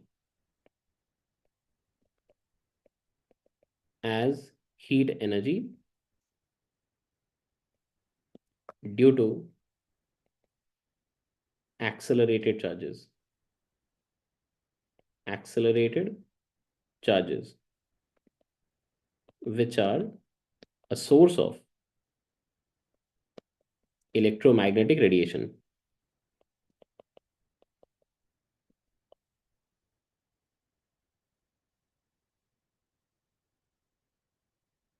यहाँ पे जैसे हमें mention कर लीजिए 10 both conservative and non-conservative nature are associated with elastic forces. थोड़ा सा space छोड़ के रख दो, आप खुद से वो पार्ट लिख लेना जो मैंने आपको स्लो स्ट्रेचिंग वाली समझाई है। ठीक है, कि अगर आप स्लो स्ट्रेच करते तो फिर उस केस में कोई loss, permanent loss of energy नहीं आती। उस केस में एक्सटर्नल एजेंट वहां पे वो mg∆L/2 का एनर्जी को लेके बाहर भाग जाता। ठीक है, उसको अपने वर्ड्स में लिख लेना, उसको स्पेस छोड़ दो। अब थोड़े से क्वेश्चन करते हैं। देखो क्वेश्चन क्या है। एक इलास्टिक रॉड है, mass, length, area, Young's modulus सारी दी हुई हैं, हिंज्ड एट वन एंड है, and is being rotated at a constant angular velocity omega in horizontal plane. तो ऐसा है, मेरे हाथ में जैसे पेन है, इसको इस एंड पे फिक्स करके ऐसे हॉरिजॉन्टल प्लेन में एक कांस्टेंट एंगुलर वेलोसिटी से घुमा रहे हैं। और हमसे दो चीजें पूछी जा रही है, पहला कि इसमें इलोंगेशन कितनी आएगी ये निकालो, और दूसरी इलास्टिक पोटेंशियल कितनी आएगी इस रॉड में वो निकालो। शुरुआत करते हैं। तो हमने क्या किया यहाँ पे, we take a elastic rod. सोचो ये रॉड है हमारे लिए, और इस रॉड को हम इस एक्सिस के अबाउट, इस वर्टिकल एक्सिस के अबाउट एक एंगुलर वेलोसिटी ओमेगा से स्पिन कर रहे हैं। इस रॉड में सबसे पहला काम हमारा ये होना चाहिए कि भाई टेंशन कितनी है किसी एक रैंडम लोकेशन पे। अगर मैं यहाँ से एक्स डिस्टेंस पे जाऊँ तो यहाँ पे मेरे को कितनी टेंशन दिखेगी, सबसे पहले तो यही फाइंड करनी है। टेंशन एट पोजीशन एक्स ये कितनी आएगी, ये कैसे निकालेंगे बताओ। ये हमने पहले किया हुआ है, बताओ कैसे निकालना है। लेट्स सी कितने लोगों को याद है, बताओ कैसे निकालें इसको। फ्री बॉडी डायग्राम से हम्म। सर एक डीएक्स एलिमेंट लेंगे फिर और लंबा उसका होगा, उससे आपको इंटीग्रेट करना पड़ेगा। उससे आपको इंटीग्रेट करना पड़ेगा, ये मैंने बताया था कि यहाँ से अगर यहाँ सर जाके तब integrate- वो एवरेज फोर्स का कॉन्सेप्ट। नहीं, एवरेज फोर्स के कंसेप्ट से भी नहीं होता। एवरेज हाँ फोर्स का कंसेप्ट तो यहाँ पे इलोंगेशन निकालने के लिए यूज ही नहीं कर सकते, क्योंकि हाँ, टेंशन यूनिफॉर्म नहीं है। टेंशन, नहीं नहीं नहीं, टेंशन यूनिफॉर्म केस में हम एवरेज फोर्स नहीं लगाते हैं। हम एवरेज फोर्स तब लगाते हैं जब टेंशन लीनियरली वेरी करती है पोजीशन के साथ। हम्म। हर जगह टेंशन यूनिफॉर्म है तो एवरेज क्यों लगाएंगे हम, तब तो वो कांस्टेंट ही हो गया ना, हाँ ठीक है। है ना। हाँ, बट यहाँ पे टेंशन कैसे निकालें, किसी को याद नहीं है ऐसे कैसे। सेंटर ऑफ मास के कंसेप्ट में ये समझाया था, अब भी याद नहीं आ रहा है किसी को। छी छी छी छी छी छी छी छी छी छी छी।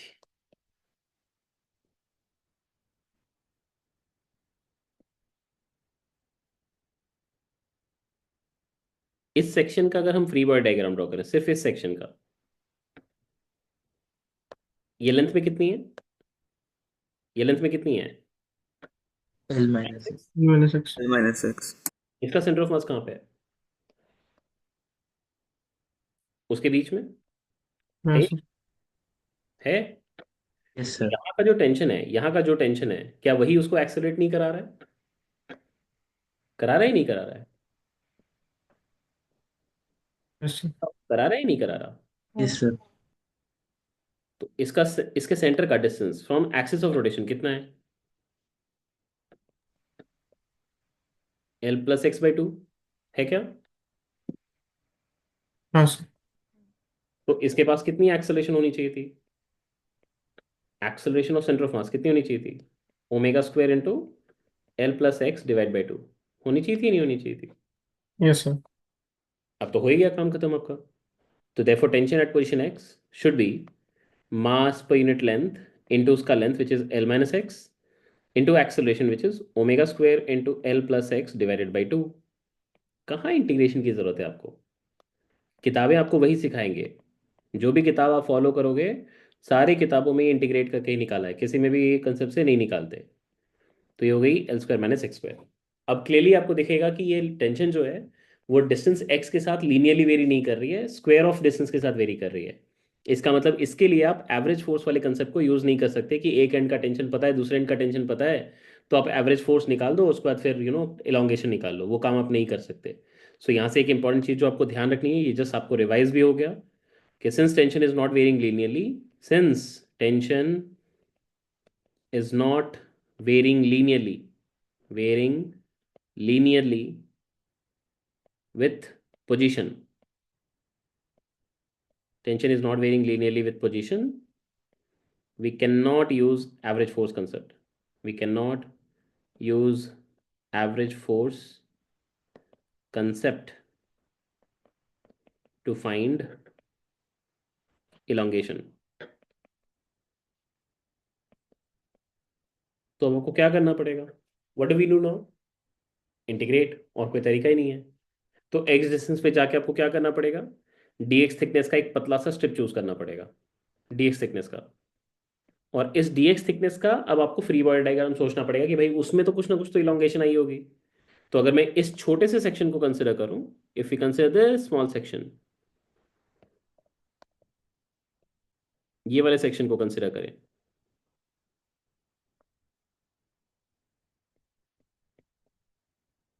तो ये आपको दिखेगा भाई कि ऐसा रहा होगा। ये लेंथ dx का था, बट ये स्ट्रेच करके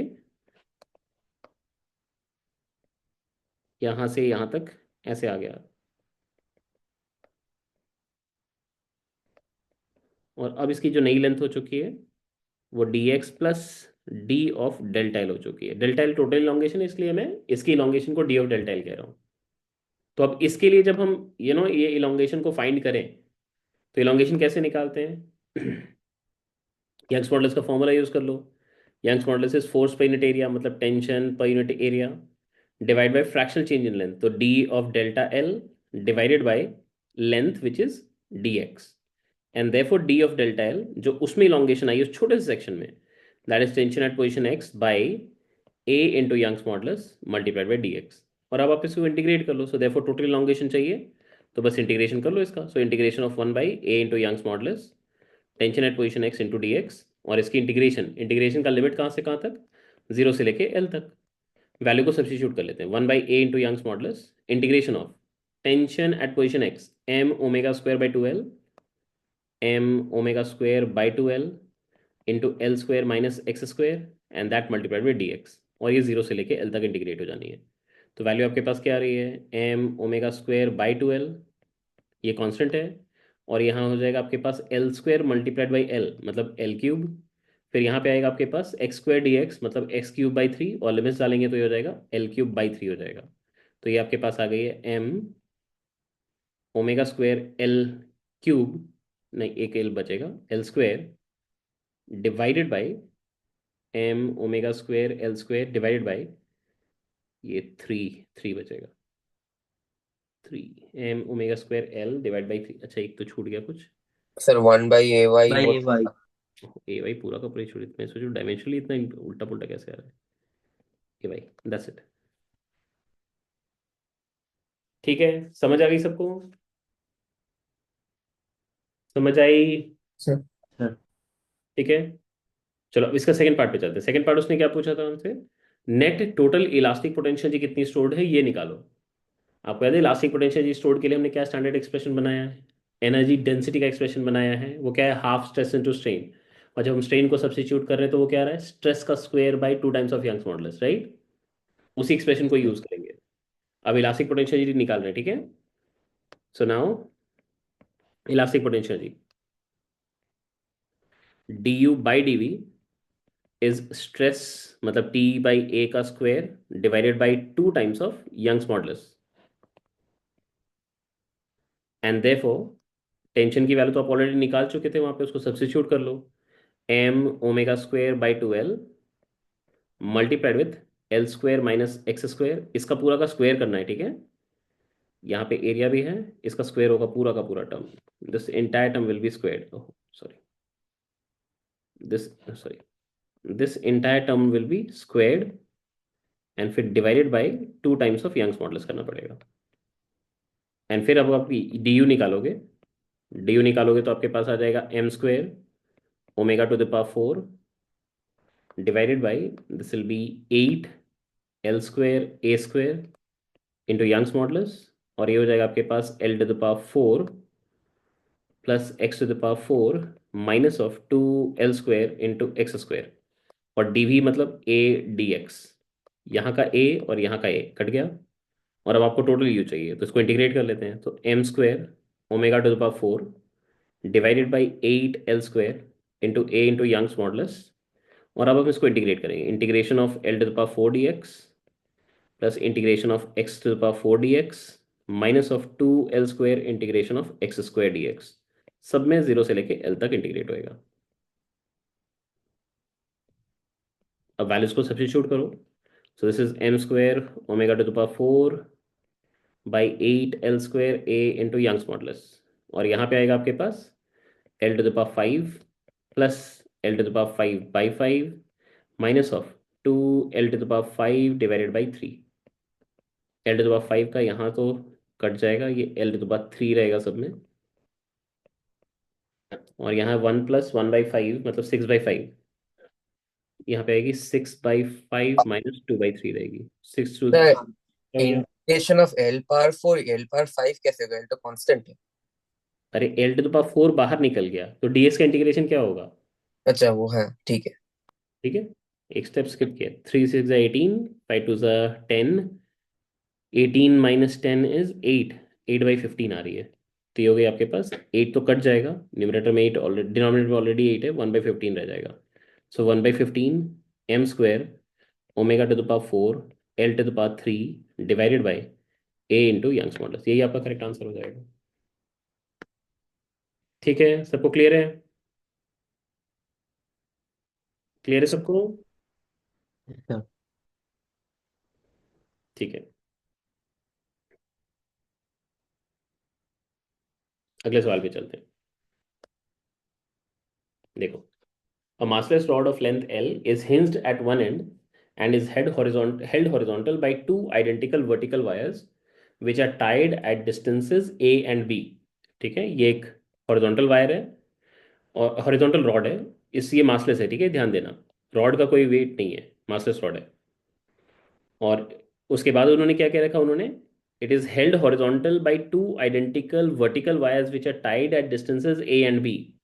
तो यहाँ पे एक वर्टिकल वायर है, यहाँ पे एक वर्टिकल वायर है, ये ए और बी डिस्टेंस पे हैंग की हुई है। Calculate the tension in the wires when a force F acts vertically downwards at the free and. मतलब यहाँ में टेंशन कितनी जनरेट होगी, यहाँ पे कितनी जनरेट होगी अगर आपने जो फ्री एंड है वहां पे ऐसे वर्टिकली अगर फोर्स एफ लगा के इसको खींचा।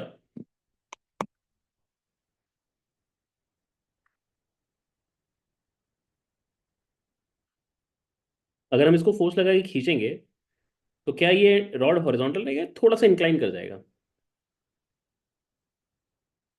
इंक्लाइन कर जाएगा ना। हाँ सर। ऑब्वियसली ये एंगल्स बहुत छोटे होंगे। एंगल छोटे होने के पीछे रीजन क्या है? क्योंकि इलास्टिक वायर है, राइट। और इलास्टिक वायर जब हम कह रहे हैं इसका मतलब क्या है? इसका मतलब बहुत ही यू नो कम स्ट्रेचिंग होगा। बहुत बड़े फोर्स से भी इसमें छोटी सी डिफॉर्मेशंस आती है, बड़े बड़े डिफॉर्मेशंस तो आते नहीं है।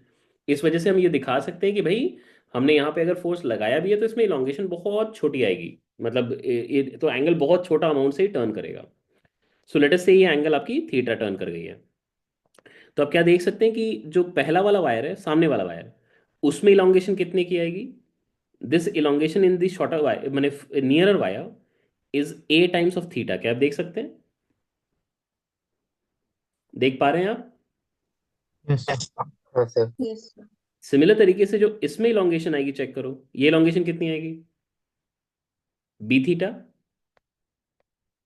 देख पा रहे हो आप? देख पा रहे हो नहीं देख पा रहे हो? Yes sir. Yes. अब अगर ये दोनों ही देखो कहाँ गया, उनसे ऑलरेडी कह रखा है ये दोनों आइडेंटिकल वर्टिकल वायर्स हैं। आइडेंटिकल वायर्स हैं तो क्या दोनों की इलास्टिक कांस्टेंट सेम होगी? आपको के हाँ इक्वलेंट सर। याद करो, हमने क्या लिखा था? के इक्वलेंट जो हम लिख रहे थे के, वो क्या लिख रहे थे याद है आपको? वाई ए ओवर एल, याद है आपको? तो ये तो दोनों वायर के लिए सेम है ना, है या नहीं है? Yes sir. तो इसका मतलब यहां से जो उसको रीस्टोरिंग फोर्स मिलेगी, यहां से जो उसको रीस्टोरिंग फोर्स मिलेगी, उसको के टाइम्स ऑफ ए थीटा ऐसा लिख सकते हैं क्या? लिख सकते हैं। Yes sir. सिमिलर तरीके से उसको यहां से जो रिस्टोरिंग फोर्स मिलेगी, इधर से जो रिस्टोरिंग फोर्स मिलेगी, उसको क्या लिख सकते हैं? के टाइम्स ऑफ बी थीटा लिख सकते हैं। लिख सकते हैं। यस। अब जब Yes. इक्विलिब्रियम आएगी तो टॉर्क तो बैलेंस होना है।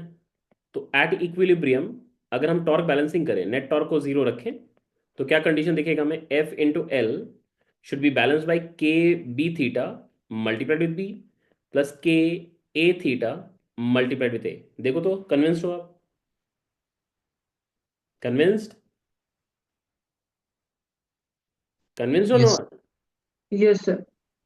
तो क्या यहां से आपको के थीटा की वैल्यू मिल गई है क्या? देखो तो, ये आ गई एफ एल ओवर ए स्क्वायर प्लस बी स्क्वायर। और जैसे ही आपको के थीटा की वैल्यू मिल गई है, तो ऑब्वियसली दोनों में ही स्ट्रेचिंग फोर्सेस आपको मिल गए। उसने क्या पूछा था? Calculate the tension in the wires. तो टेंशन इन वायर्स तो आपको ऑलरेडी पता चल चुका है, के टाइम्स ऑफ ए थीटा। तो देयरफॉर फर्स्ट वायर में जो आपका फोर्स है वो कितना है? के टाइम्स ऑफ ए थीटा। और के थीटा की वैल्यू तो निकाल ही चुके हैं, तो क्या हो जाएगा? F L into A divided by A square plus B square हो जाएगा। सिमिलरली एफ टू चाहिए सेकंड वायर के लिए, तो क्या लिखेंगे? के टाइम्स ऑफ बी थीटा, और ये हो जाएगा F L into B divided by A square plus B square हो जाएगा। समझ आई सबको? Yes, समझ sir. आई? ऐसा ही क्वेश्चन आपके लिए, आप ट्राई करो इसको, देखो आपसे बन रहा है कि नहीं। ट्राई करो तो देखो इसका बना पा रहे हो नहीं आप। खुद से ट्राई करो जल्दी, क्वेश्चन लिखने में टाइम वेस्ट मत करना प्लीज। जो आपको कंसेप्ट सिखाया उसको यूज करना। इस वायर में आपको, इस मिडिल वाले वायर का लेंथ दिया हुआ है एल है, और ये वाले लेंथ आपको दिए नहीं है, ये एंगल थीटा दी हुई है, ठीक है। बीच से पकड़ के हम क्या कर रहे हैं? इसको नीचे खींच रहे हैं by a force F. We are pulling it down by a force F. आपको यंग्स मॉडुलस दिया हुआ है वायर्स का, और एरिया ऑफ क्रॉस सेक्शन सबका ए ही है। आपको ये बताना है कि tension in the three wires कितनी होगी। ऑब्वियसली इसमें और इसमें टेंशन तो सेम होगा, इसमें अलग होगा। तो इन तीनों वायर का क्या टेंशन है आपको ये निकालना है। देखो कितने लोग कर पा रहे हो, ट्राई करो जल्दी। देखो फिर से एक बार याद करो, के की वैल्यू कितनी है? वाई ए ओवर एल है। हमने यंग्स मॉडुलस और एरिया तो दोनों के लिए सेम दिया है, बट लेंथ तो क्लियरली दोनों का अलग है। ये लेंथ को अगर मैं एल लिख रहा हूं, तो ये लेंथ कितना है? एल बाई कॉस थीटा है ना, राइट? है या नहीं है? Yes. और ये देखो कि के की value inversely proportional to length है। तो इसका मतलब है, अगर मैं के, इसके लिए अगर सपोजली फर्स्ट वाले वायर के लिए अगर के वन की वैल्यू को अगर के लिखता हूं, तो के टू की वैल्यू कितनी होगी? क्या ये के कॉस थीटा होगी? होगी नहीं होगी? Yes, sir. आई होप सबको समझ आ रहा है। प्लीज सब लोग कन्विंस हो जाएं, तो फिर एक बार प्लीज हाँ बोलो, तो फिर मैं आगे बढ़ूं, क्योंकि पहला पार्ट तो यस। यही आपको समझना है। Yes. ठीक है, अब आगे बढ़ते हैं। अगर मान लेते हैं कि मैंने इसको जब खींचा, तो ये वाली पॉइंट डिस्प्लेस करके यहां से यहां आ गई है, ठीक है। It has come down from the initial position to this position, यहां से यहां तक की ये डिस्प्लेसमेंट हमने मान लिया। Let us say this is X. Will this X be very large और very small? Small. Very small, very small. तो अगर ये वाली वायर की नई पोजीशन देखें तो कुछ ऐसा आएगा, और ये वाली वायर की पोजीशन देखें तो कुछ ऐसा आएगा। आई होप आपको सबको समझ आ रहा है। आप ये बताओ कि क्या ये वाली एंगल ऑलमोस्ट थीटा ही नहीं रहेगी? ऑलमोस्ट मैं कह रहा हूँ, एग्जैक्टली तो नहीं, बट ऑलमोस्ट थीटा रहेगी या नहीं रहेगी? होगी या नहीं होगी? होगी ना, क्योंकि Yes, sir. एक्स बहुत छोटा है। जब आप ये रियलाइज करोगे एक्स बहुत छोटा है, तब आपको ये बात समझ आ जाएगा। अगर आप एक्स को बहुत बड़ा स्ट्रेच करके सोचोगे, तब तो आपको लगेगा कि भाई एंगल तो छोटी हो गई है। But considering that X is very small, this angle won't be changing to any larger extent. I hope आपको ये बात समझ आ रही है, ठीक है। इस सेक्शन को जस्ट थोड़ा सा ना जूम इन करके ड्रॉ करते हैं, यहाँ थोड़ा सा अनटाइडी हो रहा है। मैं इसको थोड़ा सा जूम इन कर देता हूँ, ठीक है, इस पोर्शन को सिर्फ। तो इनिशियली ये पॉइंट यहाँ थी, अब ये पॉइंट यहाँ आ चुकी है। इधर से एक पॉइंट वायर जा रहा था, और इधर से ये जा रहा था, ठीक है। ये वाली एंगल थीटा थी, हमने ये वाली एंगल को भी ऑलमोस्ट थीटा कंसिडर किया है। अगर मैं यहां से इसके ऊपर एक परपेंडिकुलर ड्रॉप कर दूं, यहां से इसके ऊपर एक परपेंडिकुलर ड्रॉप कर दूं, तो क्या ये लेंथ और ये लेंथ सेम नहीं होगा? होगा ही नहीं होगा? हाँ तो एक्स्ट्रा इलोंगेशन कितनी आई है साइड वाले वायर में, ये वाला ना? क्या आप देख? यस तो इसका मतलब है जब हमने इसको यहां से देखो, when we consider this as X, मतलब जो वर्टिकल वाला वायर में इलोंगेशन हमने एक्स माना, जो साइड वाले वायर है उसमें इलोंगेशन कितने की आई है? एक्स कॉस थीटा की आई है। Do you see that? Yes तो जो फोर्स जनरेट होगी वो तो ऑब्वियस है ना कि वो इलोंगेशन के साथ बस आपको के की वैल्यू को मल्टीप्लाई करनी होती है, राइट? तो जब हम यहाँ पे फोर्सेस दिखाएंगे, सोचो, जब हम फोर्सेस को शो करेंगे तो फोर्सेस को हम क्या शो करेंगे इधर से? अब सोचो, इधर से जो फोर्स आएगी, इधर से जो फोर्स आएगी, इधर से जो फोर्स आएगी, और इधर से जो फोर्स आएगी, ये तीनों फोर्स मिलके किसको बैलेंस कर रहे होंगे? एफ को। करेक्ट है?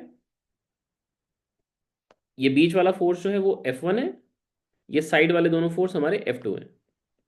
तो कंडीशन क्या होगा बताओ at equilibrium? F should be equal to F1 plus 2 times of F2 multiplied with cos theta. ठीक है? देख लो एक बार, कन्विंस हो, आगे बढ़े, कन्विंस्ड हो, आगे बढ़े। Yes yes sir. F1 की वैल्यू को क्या लिखोगे आप? K टाइम्स ऑफ इलोंगेशन मतलब x। F2 की वैल्यू को क्या लिखोगे? K, उसका कितना है? K कॉस थीटा है, राइट? और उसमें इलोंगेशन कितनी की आई है हमारे लिए? कितनी आई है? x कॉस थीटा की आई है, राइट? और इसके साथ वापस से कॉस थीटा मल्टीप्लाई हो गया। देखो क्या आ रहा है आपके पास, K कॉमन ले लो, x भी कॉमन ले लो, क्या आ रहा है? 1 + 2 कॉस क्यूब थीटा आ गया। तो यहां से देखो आपको kx की वैल्यू मिल गई है, so kx becomes F/1 + 2 cos cube theta आ गई है। ये kx की वैल्यू मिल गई है। और उसने पूछा क्या था हमसे? Tension in the 3 wires. Obviously F1 और F2 पूछा है हमसे, तो इसका मतलब F1 की जो वैल्यू आ गई है वो तो kx ही है, and that becomes F/1 + 2 cos cube theta. और F2 जो है that is k cos theta multiplied with x cos theta, and that becomes F/1 + 2 cos cube theta, और इसके साथ कॉस स्क्वायर थीटा वापस से मल्टीप्लाई हो जाएगा। यही हमारे आंसर्स है। आई होप सबको समझ आ गई, क्लियर? हाँ सर। ठीक। Yes sir. दो और एग्जाम्पल करेंगे, ठीक है? दो और एग्जाम्पल, फिर ये चैप्टर हमारा खत्म हो जाएगा, इसलिए मैं अगले दिन के लिए पेंडिंग नहीं रखना चाह रहा हूँ। थोड़ा सा पेशेंस रखिए। इसको मैं करता हूँ, देखिए ध्यान से। देखो, हमने क्या कर रखा है यहाँ पे, एक क्वेश्चन फ्रेम किया है, डायग्राम बना हुआ नहीं था, डायग्राम मतलब बना दिया है तुम्हारे कन्वीनियंस के लिए, बट क्वेश्चन क्या है वो पढ़ते हैं। A body is in the shape of a solid revolution. Solid revolution मतलब कि एक सिलेंडर है जिसको आप ऐसे सोचो कि वर्टिकली ऊपर से नीचे जाओगे तो उसका क्रॉस सेक्शन फिक्स रहेगा। बट वो एक रेवोल बट यहाँ पे क्या होगा, यहाँ पे क्रॉस सेक्शन एरिया आपको चिप बदलनी है। रेवोल्यूशन मतलब कि अगर आप सर्कुलर सर्कुलर सर्कम्फरेंस पे मूव करोगे तो वो एक जैसा दिखेगा if you are revolving around the circumference at a particular depth. उसको ही हम रेवोल्यूशन कह रहे हैं। Radius of upper base is R0 and volumetric density is uniform at rho, मतलब इस पूरे रेवोल्यूशन का वॉल्यूम डेंसिटी आपको रो दे रखा है। The solid body supports a load P uniformly over it's surface, मतलब ये ऊपर के सरफेस पे P का एक लोड दे दिया है, लोड मतलब फोर्स लगा दिया है, और उसकी वैल्यू उसने P दे रखी है, और ये अपर सरफेस पे है।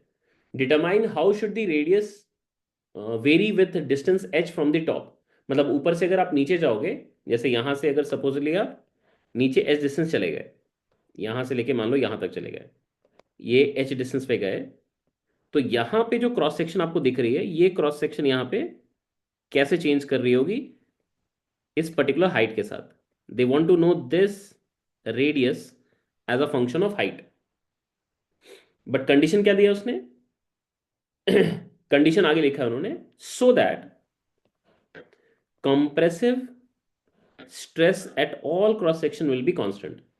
पूरे क्रॉस सेक्शन में हमें जो कॉम्प्रेसिव स्ट्रेस मिलनी चाहिए वो एक कांस्टेंट वैल्यू मिलनी चाहिए, मतलब अलग अलग नहीं मिलनी चाहिए। एरिया चेंज हो रहा है बट क्रॉस सेक्शन पे मुझे हर जगह पे वो जो स्ट्रेस मिलना चाहिए वो वाला वैल्यू मुझे सेम मिलना चाहिए।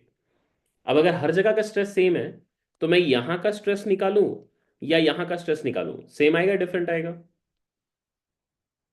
Same Same. आएगा, सेम आएगा या सर नहीं आएगा? डिफरेंट। हाँ, सेम सर। तो क्वेश्चन में ही कह रखा है compressive stress at all cross section will be constant, हाँ सर सेम मैं सर। डिफरेंट क्यों लिखूंगा? ठीक है, तो अगर मुझे ये लिखनी है, सोचो, तुम ऐसा सोचो कि कैसे ये पॉसिबल कैसे होगा। जब हम ऊपर से नीचे जाएंगे, सोचो कि इससे मैं अब नीचे जाता हूं, इमेजिन करो कि यहां से मैं डीएच हाइट और नीचे चला गया, डीएच हाइट नीचे चले गए हम यहां से, तो यहां पे एक और सेक्शन बनेगा। इस सेक्शन की जो एरिया होगी, क्या ऊपर वाले सेक्शन से थोड़ी बड़ी नहीं होगी? होगी नहीं होगी? इसको जब तुम सोचोगे ऐसा, तो ये कुछ ऐसा दिखेगा तुम्हें।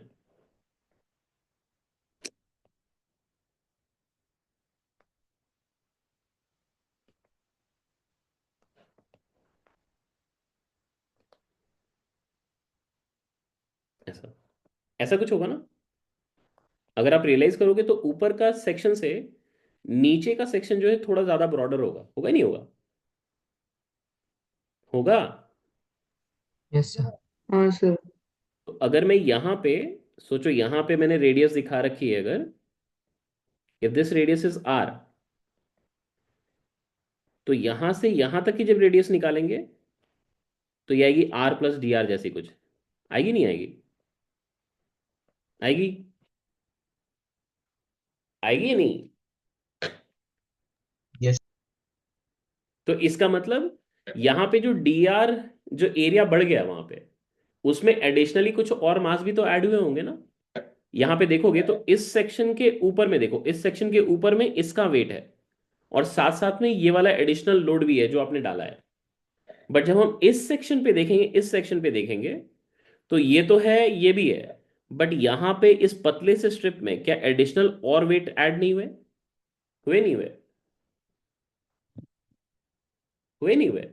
तो वो जो एक्स्ट्रा मास ऐड हो रहा है उसका वेट बाय एक्स्ट्रा एरिया जो वहां पे ये डी आर आने की वजह से जो जनरेट हो रही है, उसी की वजह से आपका स्ट्रेस क्या होना चाहिए, वो आपका कांस्टेंट मिलना चाहिए आपको। तो जो कंडीशन है बस उसको लिख लेते हैं हम, let us right that condition, ठीक है? कि मान लेते हैं यहाँ पे मास m है, और इसके अंदर जो मास है वो dm है, ठीक है? इस पतले से स्ट्रिप में जो मास है वो dm है। तो बाई कंडीशन हमको क्या लिखना चाहिए? अगर मैं यहाँ पे p by pi R naught square करूँ, p by pi R naught square करें, तो मुझे कहाँ का स्ट्रेस मिल जाएगा? ये स्ट्रेस मिलेगा मुझे टॉप एंड का, राइट? आई होप आपको ये बात समझ आ रही है। Yes, sir. ठीक है, अब मैं अगर नीचे वाले सेक्शन का अगर यहाँ का स्ट्रेस लिखूं, यहाँ पे स्ट्रेस लिखूं, if I am writing stress over here, तब मुझे क्या लिखना चाहिए बताओ? क्या लिखना चाहिए? This should be equal to, sorry, this should be equal to क्या लिखें यहाँ पे? M G plus P divided by pi R square, लिखेंगे नहीं बताओ? लिखेंगे? Yes, sir. अब ये चेक करो, P by pi R naught square into pi R square, this should be M G plus P, ऐसा लिखा हमने। अब यहां से चेक करो, ये पाई तो गया। अगर मैं यहाँ पे दोनों तरफ डिफरेंशियल चेंज ले लूँ, तो P by R naught square into two R D R, ये वैल्यू हो जाएगी D M into G N plus D P. But DP तो जीरो ही है क्योंकि पी तो कांस्टेंट ही है, पी तो आपका लोड जो उसने ऊपर में दिया था, हम उसके बारे में बात कर रहे हैं। देखो तो आपको समझ आइए क्या ये स्टेप? यस समझ सर। आइए आपको ये स्टेप? Yes sir. ठीक हाँ है, सर। अब देखो यहाँ पे वैल्यू को सब्स्टिट्यूट कर रहे हैं, this is P by R naught square into two R D R. अब डीएम की वैल्यू, ये डीएम की वैल्यू मतलब यहाँ पे जो मास आपको दिख रही है उसकी मास लिखनी है आपको, तो वो कैसे लिखोगे? क्या आपको दिख रहा है ये डिस्क है? Do you see this as a disc? Is it a disc और नॉट? Yes sir. डिस्क के लिए कैसे लिखोगे आप मास को? डेंसिटी रो दिया हुआ है उसने, और उसके साथ हमें क्या मल्टीप्लाई करना है? उसकी वॉल्यूम को। वॉल्यूम कैसे निकालोगे आप? पाई आर स्क्वायर, और इसके साथ थिकनेस कितनी है डी एच, वो मल्टीप्लाई हो जाएगी, और इसके साथ फिर जी मल्टीप्लाई हो जाएगा। आप चेक करो यहाँ से एक आर और यहाँ का एक आर कैंसिल आउट हो जाएगा, और आपके पास आ रहा है two P by R naught square into D R over R. Is equal to rho pi G multiplied D H. और अब आप इसको इंटीग्रेट कर सकते हो। इनिशियल रेडियस आर नॉट है और बाद में आपको आर निकालनी है। ये 0 से लेके एच तक आ जाएगा और यहाँ से आ जाएगी ये 2p by pi R naught square into rho G into L N of R by R naught. This will be equal to h, and therefore r becomes equal to r naught into e to the power pi r naught square rho g h divided by 2p, that is the end result। मतलब ये radius को आपको exponentially increase करना पड़ेगा height के साथ। मतलब अगर उसने ग्राफ पूछ लिया था आपसे कि show the variation of the radius as a function of h, तो h की वैल्यू जब 0 है तब की रेडियस आपकी r नॉट है और उसके बाद फिर इसको एक्सपोनेंशियली इंक्रीज करना पड़ेगा। This is exponential increase.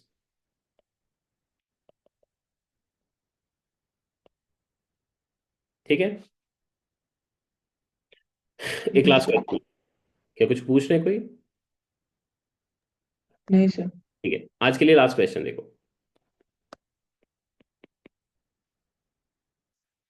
अगर मान लो यहाँ पे एक ट्रंकेटेड कोन है, ठीक है, दिस इज अ ट्रंकेटेड कोन।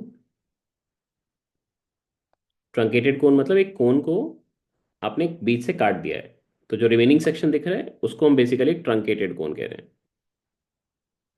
ये एक सॉलिड मटेरियल का बना हुआ है, ठीक है, बीच में कोई हॉलो नहीं है। This is made of a uniform material. इसमें एक साइड से ये जो रेडियस हमने दिखा रखी है, दिस रेडियस इज r1, और दूसरे साइड से ये रेडियस को हमने मार्क कर रखी है, दिस रेडियस इज r2। और यहां से लेके यहां तक का ये जो लेंथ है, दिस लेंथ इज l। इधर से हमने जो स्ट्रेचिंग कर रखी है दोनों तरफ से फोर्स F लगा के स्ट्रेच कर रखा है। और यंग्स मॉडुलस इस मटेरियल का भी आपको दे रखा है, this Young's modulus is wide. आपसे पूछा है कि बताओ इसमें इलोंगेशन कितनी आएगी, what is the elongation produce in this wire. ठीक है, ट्रंकेटेड कोन का इलोंगेशन निकालना है। निकालना थोड़ा मेहनत का काम है, बट रिजल्ट को फाइनली जब आएगा तो हम स्टैंडर्ड रिजल्ट की तरह याद रख लेंगे। आपको बताऊंगा कैसे याद रखा जाता है इसको।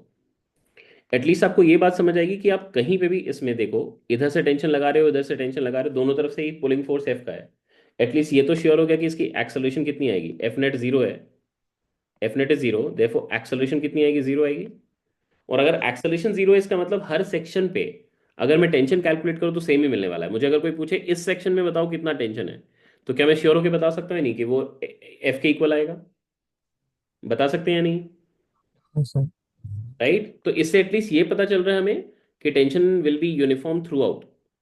Tension is equal to F और ये यूनिफॉर्म है थ्रू आउट।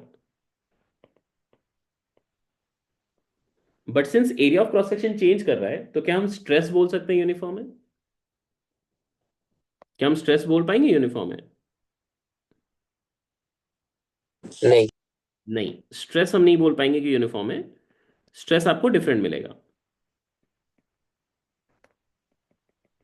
ठीक है, तो ये रेडियस को मैंने स्मॉल आर मान लिया, let us consider this to be small are.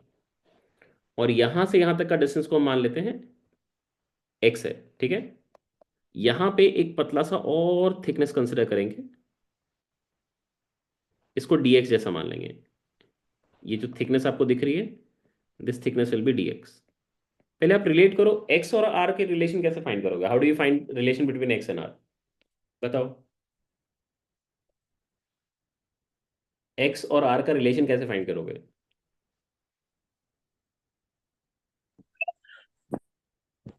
R minus R1 by X is equal to constant. Good. और वो R कांस्टेंट की वैल्यू कितनी है? is equal to R plus R2 minus R by L minus X.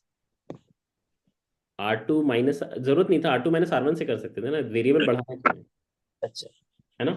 सही कह रहे हैं आप, सही कह रहे हैं। आपने जो पहले बोला वो भी सही है, बट इससे थोड़ा सा काम आसान कर सकते थे हम। ये tan थीटा की वैल्यू को बेसिकली इक्वेट कर लेते हैं। तो ये tan थीटा अगर निकालते तो पहले हम छोटे वाले ट्राइंगल में देखें तो ये आ जाएगा R minus of R1 divide by X, that should be equal to R2 minus R1 divided by L, है ना? तो यहां से अगर देखोगे तो आपको R की value in terms of X मिल गई है, तो R is coming out to be R1 plus R2 minus R1 by L multiplied with x आ गई है। आई होप आप सबको ये क्लियर हो गया, समझ आ गया सबको? समझ आ गया सबको? yes sir, अब हम क्या करेंगे, इसका इलोंगेशन पहले निकालेंगे, पतले से स्ट्रिप का। तो वो निकालने का तरीका आपको याद है? Therefore D of delta L अगर निकालें तो कैसे निकालेंगे? इलोंगेशन निकालने के लिए क्या करना पड़ता है आपको? F L by A into Young's modulus. तो एफ इंटू एल, एल की जगह क्या आएगा यहाँ पे? D X divided by A into Young's modulus. क्या कोई बात समझ आई है? देखो, बस एरिया में क्या करना पड़ेगा, उस डिस्क का एरिया लेना पड़ेगा जो बीच का एलिमेंट है। तो वो क्या आएगा आपके लिए? This becomes F by pi R square into Y. अब देखो यहाँ पे ये dx की वैल्यू को यहाँ लिखें, इससे पहले थोड़ा सोचते हैं। x एक अलग वेरिएबल है और r एक अलग वेरिएबल है। आप दो दो वेरिएबल में तो इंटीग्रेशन नहीं कर सकते, तो आपको ईदर वे आपको सब्स्टिट्यूट करना पड़ेगा। आपको लिमिट्स r का तो पता ही है, R1 से R2 जाना है, तो बेस्ट होगा आप dx को सब्स्टिट्यूट कर दो इन टर्म्स ऑफ dr। देखो तो क्या यहाँ से हम dx in terms of dr निकाल सकते हैं क्या? निकाल सकते हैं क्या इससे? हाँ सर। इस एक्सप्रेशन को यूज करके हम क्या करेंगे, यहाँ से dx निकाल लेंगे। तो यहाँ से dx की वैल्यू देखो क्या आ रही है, L by R2 minus R1 multiply with dr। इसको यहाँ पे सब्स्टिट्यूट कर देंगे। तो यहाँ पे देखो, मैं यहाँ पे dx की वैल्यू को सब्स्टिट्यूट कर रहा हूँ। This is L over R2 minus R1 multiply with dr आ गई है। और अब तो आपको पता चल ही रहा है, इलोंगेशन निकालनी है तो बस इसको इंटीग्रेट कर लो। तो F L by pi R2 minus of R1 into Y and then integration of dr over R square. और ये आर स्क्वायर का इंटीग्रेशन का लिमिट है R1 से लेके R2 तक। और ये लिख सकते हैं आप F L over pi times of R2 minus R1 into Young's modulus into minus of 1/R2 minus of, मतलब प्लस हो जाएगा 1/R1। और ये टर्म अगर देखोगे तो R2 माइनस R1 कटने वाला है, और ये टर्म क्या आ गई, F L over pi times of R1 R2 multiplied with Young's modulus आ गई है। दिस इज द इलोंगेशन, निकल गई। अब देखो तो एक अच्छी चीज आपको दिखेगी एंड रिजल्ट में। एक सेक्शन का जो यहाँ पे एरिया है, ये एरिया कितना है, πr1 स्क्वायर। ये जो सेक्शन यहाँ पे है इसका एरिया कितना है, πr2 स्क्वायर। अगर मैं पूछूं आपसे geometric mean of the two areas निकालो, कितना आएगा? Root under of πr1 square into πr2 square. आपको ज्योमेट्रिक मीन पता है ना? yes पता है या नहीं पता है आपको? सर। Yes, Right? sir. देखो तो क्या आ रही है ये, this coming out be πr1r2 आ रही है ना? आ रही है? Yes, sir. यस इसको सर। एक ट्रिक की तरह याद रख सकते हैं, you can remember this as a trick, कि अगर ट्रंकेटेड कोन दिखे तो replace this situation with a uniform section cylinder, uniform section cylinder. और उसमें आपको जो एरिया चूज करनी है वो कितनी चूज करनी है, πr1r2 चूज कर लेनी, दैट्स इट। अगर हम इसको यूनिफॉर्म सिलेंडर से रिप्लेस कर देते, सोचो क्या ये एग्जैक्टली सेम इलोंगेशन आता या नहीं आता? देखो तो यही आता कि नहीं। F L by A into Young's modulus में बस एक को आपको क्या सब्स्टिट्यूट करना है, geometric mean of the areas. दिख रही है आपको? दिख रही है? Yes, sir. ठीक है। तो अब आप इसको नेक्स्ट टाइम आप डिराइव नहीं करेंगे, मैंने डिराइव कर दिया है। अब आप इसको एक स्टैंडर्ड रिजल्ट की तरह याद रखेंगे। कुछ चीज़ें आपको याद रखनी पड़ती है, क्योंकि इतना सारा लंबा कैलकुलेशन जो है शायद आप एग्जामिनेशन हॉल में शायद आप करते करते मेजॉरिटी लोग अटक जाएंगे। कुछ लोग कर लेंगे, ऐसा नहीं है नहीं कर पाएंगे, बट शायद आप टाइम जरूर लेंगे। तो इसलिए इन सब चीज़ों को टिपिकल एग्जाम्पल्स हैं जिनको आपको याद रखनी पड़ती है। तो just please remember this as a standard result. इसको ऐसे ही लिख लो, ये A G M multiplied by Y है, ठीक है? इसको याद रख लेंगे, where A G M is root under of pi r1 square into pi r2 square, which is pi r1 r2, which is geometric mean of the areas of two ends. That's it.